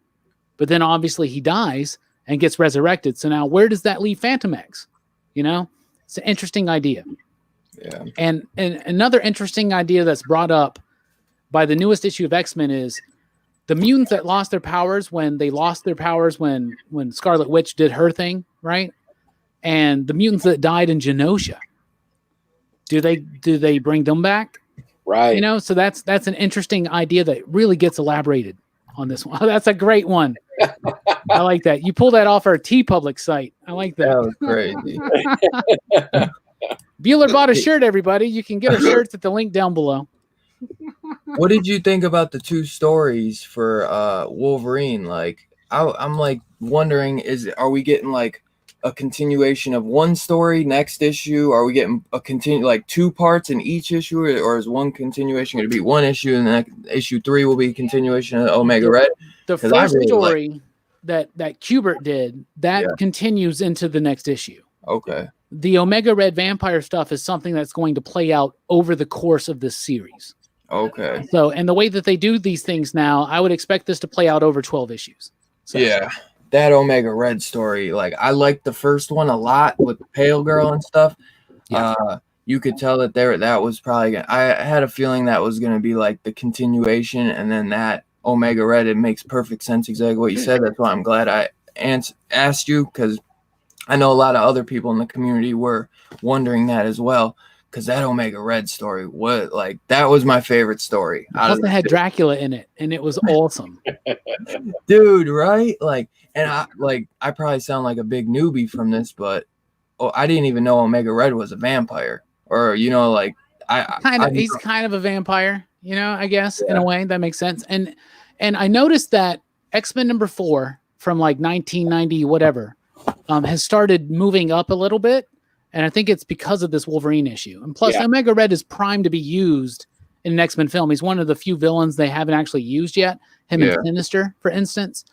So those are actually still very, I'm not a speculator guy, but those are 2 X-Men villain first appearances that are pretty easy to get, that maybe you should check them out, because the MCU is not going to want to, Disney's not going to want to redo a lot of what Fox did. Outside of Magneto, because they should do that, right? I mean, Magneto's number 1. There, if you start sifting through all the MCU rumors, and I hate to go down the rumor mill because, you can't count on a rumor, but there's some that are more credible than others. There's some that may have some weight to it. And one of the ones that's got a little more weight to it that's been coming out is the fact that Omega Red may end up in the Falcon Winter Soldier show coming up. We may get an appearance by him. Another Russian, and think about this. They're doing, okay, all right. Well, this makes a lot of sense. Think about this. In the media right now, you get a lot of stuff that's kind of anti-Russia, right? Russia's being set up to be the new villains. It's almost like the Cold War again, right? Right. And think about all the spectacular fiction we had here in America because of that, like Red Dawn, right? Right. And Rocky IV. Mm-hmm. So think about that. And Stranger Things. Yeah, exactly. They're doing the same thing. Yep. So they're like, it's set, and like right now, the socio-political climate is set for this. And then you have the idea that the Black Widow movie's coming out where they're going to explain her origins. And then we got Winter Soldier, where I'm sure in this show they're going to explain more of his origin. Omega Red is Prime. Like they're Marvel right now, all the people that are working at Marvel Studios are like, what Russian villains do we have? Mm-hmm. So right now, buy up Russian villains and buy up Heralds of Galactus. Those are the most important things to buy right now. There you go. Seriously, it's a big deal. Like buy up the first appearance of Firelord and Terrax. Like I've had Terrax for a while because it's part of the Burn and Wolfman run or whatever. Yeah. But I recently bought a first appearance of Firelord that was in a Thor because I was like, this is they're going to use Firelord. They are going to know that. You think the Dracula first appearance you can get cheap right now? You said Tomb of Dracula #1. Yeah. Well, the first appearance of Dracula technically is the first edition of Bram Stoker's Dracula. Actually, the first appearance of Dracula would be when he was born, like in 1400 and whatever the hell it is. The Impaler. Yeah, but I don't know about anybody can use Dracula. So if they want to, though, they can use Dracula. Yeah. All right, let's wrap this up. Favorite comic books that nobody else has mentioned for the rest of the show. So final thoughts, your final stuff. I want to mention real quick, Gideon Falls #21. If you've not been reading Gideon Falls, that book is one of the best books on the shelves. It's absolutely fantastic. I'm going to leave it up to Dylan to mention Finger Guns, so I'm not going to say that. Joker Killer Smile wrapped up its 3-issue run amazingly. I loved it. Wonder Woman Dead Earth #2 was way better than issue #1, and I loved issue #1. I thought that was amazing. Also, Family Tree Thor was amazing this month as well. Backtrack was a new one from Oni Press that was pretty decent, and Wasted Space from Vault Comics. So those are the final ones I want to mention. William down there says Bang #1, another good one. I thought Bang #1 was really, really good. So any of y'all will go down the list again. So Bueller, we'll start with you because it looks like you're getting bored. But what are some of your other favorite books that we haven't really mentioned yet, or anything you want to elaborate on, buddy? I got my new Pop Culture Philosophers t-shirt on. It doesn't even move. Look at that. Obviously, Lisa. I read Bang. I actually didn't think Bang. I didn't enjoy it as much as I thought I would. That being said, his other title that he does, Folklords, was one of my favorites. I really enjoyed the last issue. Kind of took a little twist at the end. Kind of left me hanging. I don't really know what's going on now because the last 2 pages of that book, which is great. No kidding, right? Yeah. So it's like Matt Kent being like, y'all think you know what's going on? Yeah, exactly. So that was good. We talked about this before we came on, the Dead Eyes. That's one of my favorites right now. You just mentioned Thor as well. That's been a great. Donnie Cage is doing a good job on that one. Hey. Thank you for mentioning it, so I didn't have to. Yeah, the Flash is still going strong. Yep. 750 hits next week. We'll see how that goes. And let's see. I just picked this up today, and I think the last issue just came out a couple weeks ago, and I haven't read any of it, but I heard a lot of good things about Second Coming. And that's a fun book. I like that. Yeah. So it's a bit sacrilegious, Bueller. Yeah. I don't know where you lie on the spectrum of religiosity, but that book is really good, and I think I don't think it's as sacrilegious as people think it is. Yeah, it says a lot of important things. I've heard some good things about it. I think the last issue came out last week, if I'm not mistaken. Something like that. So I just picked this one up today, so I'm going to give that a read and try to pick up the other ones if I enjoy this one. So that was originally going to be a Vertigo book, but that was the one that was too hot for Vertigo to handle. Oh, wow. Can you imagine the 90s somebody telling you that there was a book too hot for Vertigo to handle? Yeah. You'd be like, you kidding? You crazy. I like Second Coming a lot. I think Mark Russell does a great job of being able to. I love that book. Yeah, anybody else that tells these stories that are kind of political in nature and kind of scathingly so, a lot of people will come at and be like, oh, they're pushing an agenda or this or that. Well, first of all, everybody that's writing a story is pushing an agenda. You know what I'm saying? Like it's all based on personal experience. But he's able to do these kind of stories in a way, like you had this one with like something like Wonder Twins, where it's Flintstones run, where it's obvious, but it's not so in the forefront that it bothers you. You know what I'm saying? Like I think that it works really, really, really well. I love Second Coming, and there's a second volume of that coming. I've been enjoying the Batman, the Tinian's run on Batman. I think that's enjoyable more so than the last few Tom King issues that was coming out. So I can dig that. He's doing something really fun, and he's tying it into the Adam West Batman movie with the Underworld United. Yep. Yeah. Which I think is cool. I've gotten to read the next issue, number 90. By the way, no Punchline appearance in that issue.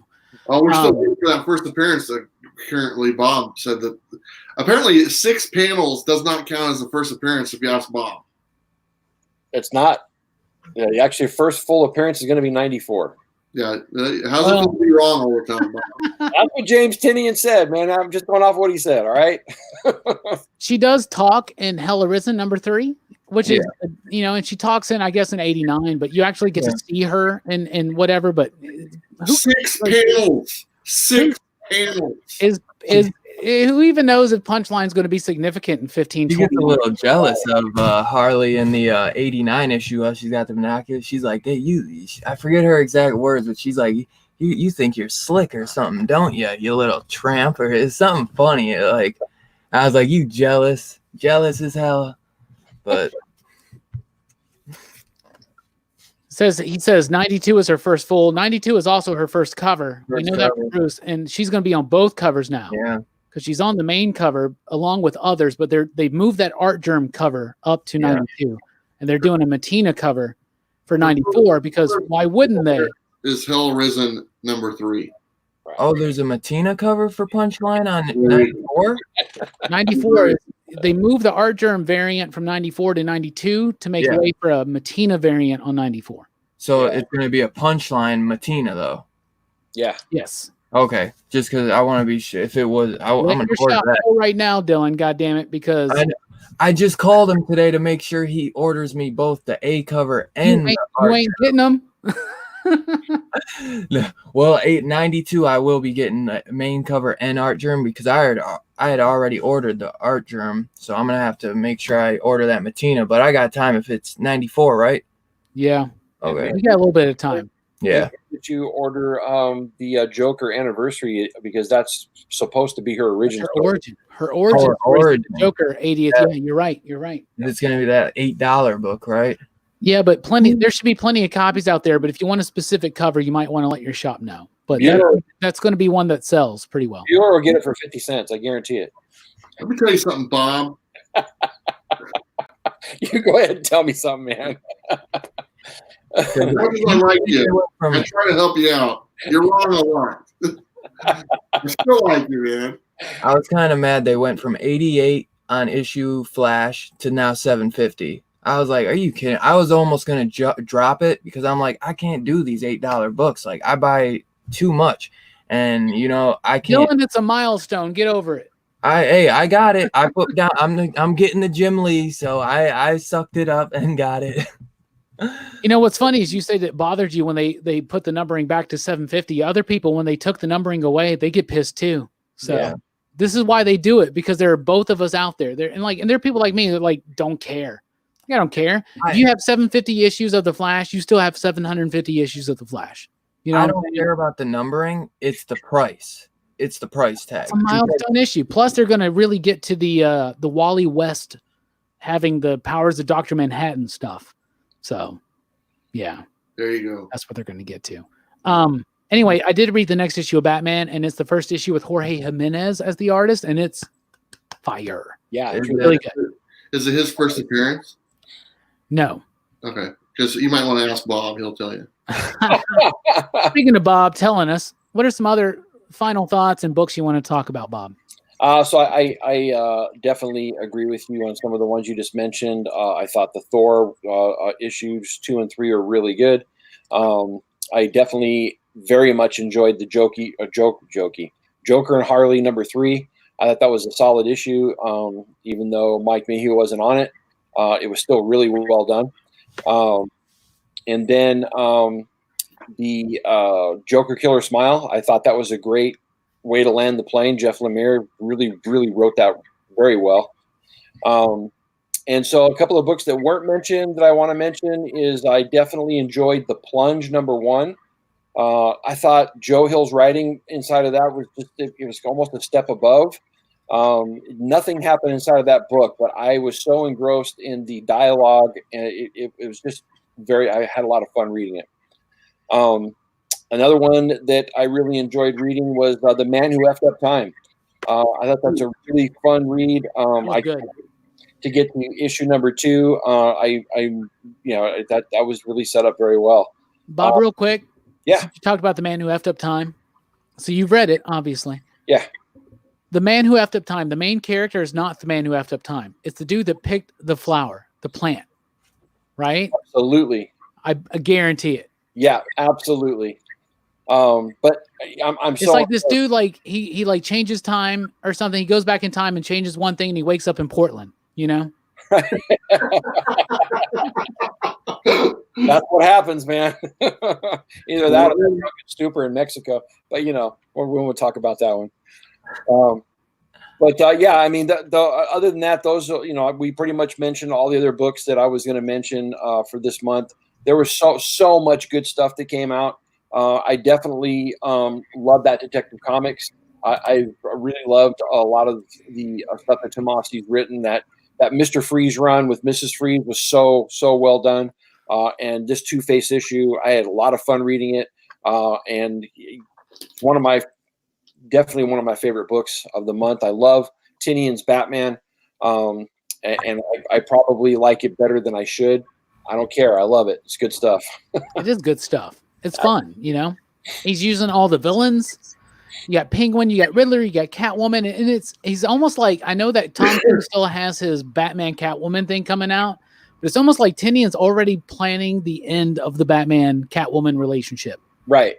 Because if anything will turn Bruce off of Selina, it will be the fact that she planned against him with this designer guy. And then in issue #90, you find out some stuff that's pretty crazy about the designer and their plan. Like issue #90 is their entire plan, like that they made with the designer. Like they explain all of that, and it's really interesting.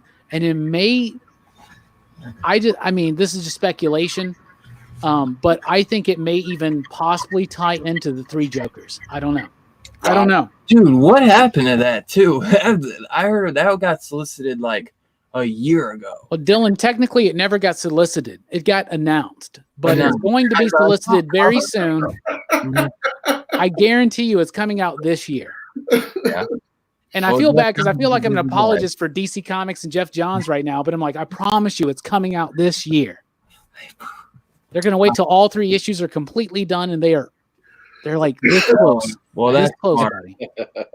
Because I'd rather have it out than a Batman Damned situation where we wait months, or Last Night where it takes months to get. Well, Dan DiDio promised that every Black Label book would be done before. Oh, never mind. He got fired. So we don't know what's going to happen now. There you go. But just to wrap up what I was saying, my pick of the month is definitely Ice Cream Man. Some sleepy readers side of the chat. Thank you so much for showing me Hoopla, buddy, because that is an amazing book. And yes, it is. I'll this forever now. It's a great book. Like Robbie promises. Robbie promises. I swear to God, Jeff Johns, if y'all don't get that book out this year, I'll never cover another of your books ever. Even if you did the DC Marvel Volume 2. Oh, I'm just kidding. Jeff Johns for life, everybody. Anyway, speaking of for life, Dylan, I'm a fan of yours for life. My brother. My brother. Before you get to your stream, I know you got something coming up real quick, so finish up anything you want to chat about, and I hope you mentioned finger guns.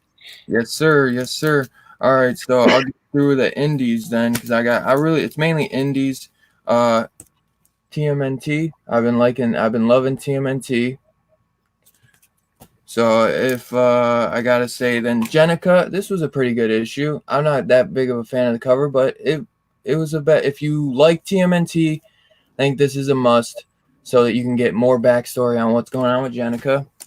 Middle West, I can never forget about. It's been probably my favorite Image title, besides Ice Cream Man is my new favorite one, but this has just been consistently amazing. The artwork, this just shows how good Scotty Young can be writing. Everyone's always talking about his artwork, which I've never been the biggest fan of. He has his own style, and I like it at times. That Donny Cates cover was the first Scotty Young cover I really sought after, just because it's Donny Cates. But do you ever get that, Dylan, by the way? He's a fantastic. Yeah, I freaking somebody sent me one actually, and I gave it away. Because I look at that, Bueller. I know you. I was like, I know you had one. I know you said you had pulled me one, so I ended up giving it away. Actually, Dylan, there's totally one in that package behind you. I promise you. Well, good thing I gave. I was like, because I knew you had one coming for me, so I did a giveaway on one. Because I was like, I got one coming anyways, but it wouldn't have been I wouldn't have. I read it when I was in the bathroom, though, just so you know. Yeah. So if it smells like anything, I'll know why. So Savage Bastards issue 1. I thought this is another great book. Speaking of all the Western stuff we talked about this stream. Yeah, man, I thought that was a pretty good. I don't know if I liked it as much as Undone Blood, but it's up there, man. Mad Cave is doing some good stuff. And Finger Guns, man. My first interview ever with Justin Richards. The man is a great guy. I actually just ordered the Jen Hickman wraparound because he had 2 wraparound covers. So I was debating on it because I'm not much of a big double cover buy. But, I want to support the guy. It's his first book ever. And this is one I definitely recommend because it's not like your average story at all. It's grounded in a way, but it has a superhero-esque vibe to it, but it's totally grounded. And it has a little, I wouldn't even say superhero. It just has... It's got a fantastical element to it, for sure. There you go. Thank you, brother. You're so good with your words, man, especially with your reviews. I take notes on some of the words you say, bro, because you're really good with that. But yeah, man, this is just I still got to read issue 2. I actually have the PDF, but this one, it's one of those where you read it, it feels so quick because it's like those. It feels so quick because it's just so good, And it is a little quick of a read, but I think it's going to be 6 issues, I believe, maybe 5 or 6. I think it might be 5. You're right. But unless if it sells really well, they may extend it. That's something they try to do. So that's cool. It was a great book, and Justin is a great guy. Yeah, and he really is. And he's also friends with he's good friends with Donny Cates. So it's not bad, Dylan, to have him on your show. You know what I'm saying? Dude, we were talking. All 3 episodes of my show that I have mentioned Finger Guns, he's commented on. So that was super cool. He's a great supporter of the industry. He was one of us before. He wasn't on YouTube, but he had a podcast. Yeah. And he talked about comic books. That's what he did. So, even we can wind up one day writing comic books if that's our passion. Yeah. So I don't know about y'all, but it is one of my passions. And I got a lot of stuff in the works. I even edited a comic book called Black Spec. Dylan, I think it's in your package. That's right behind you. Oh, but man. Some great books. Finger Guns was amazing. Either you guys read it?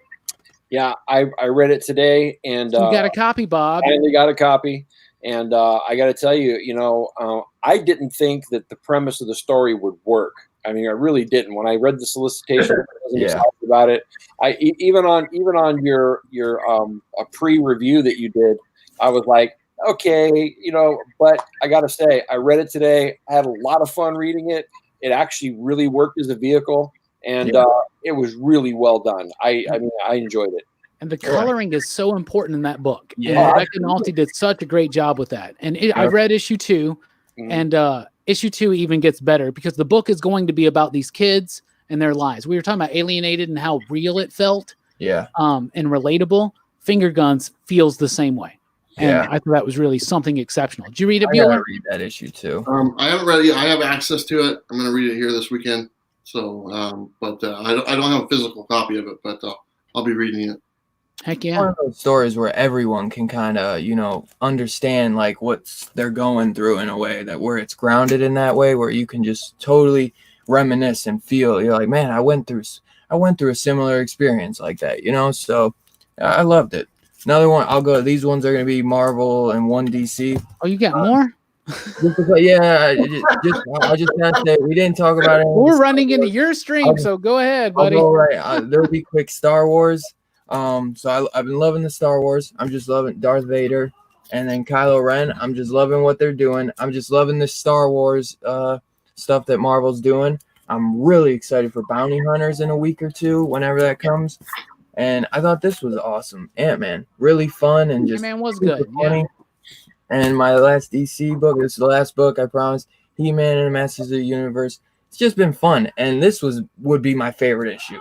That's the reason, because it goes back to the animation style, like the 80s cartoon.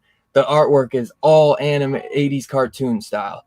It was so much fun. It just brought back so many memories of when I was a kid watching this show. So, yeah, I thought the series has been fun, but it was definitely, this issue is my favorite. So, but yeah, the Star Wars stuff, man, I'm just loving what they're doing.